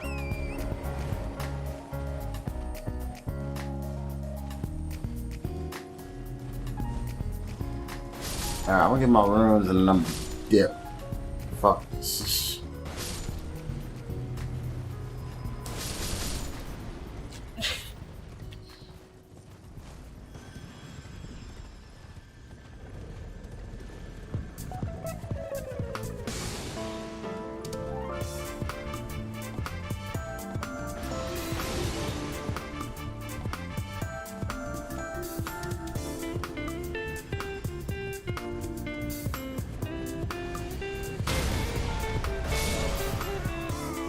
Oh, never mind. Jacket, please.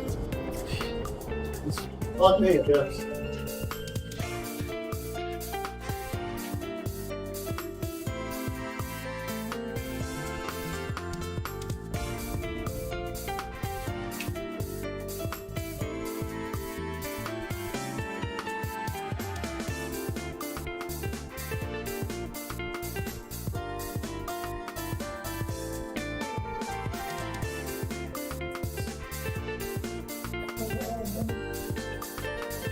Office number. Okay, we're gonna go ahead and call it, guys. Thanks for tuning in.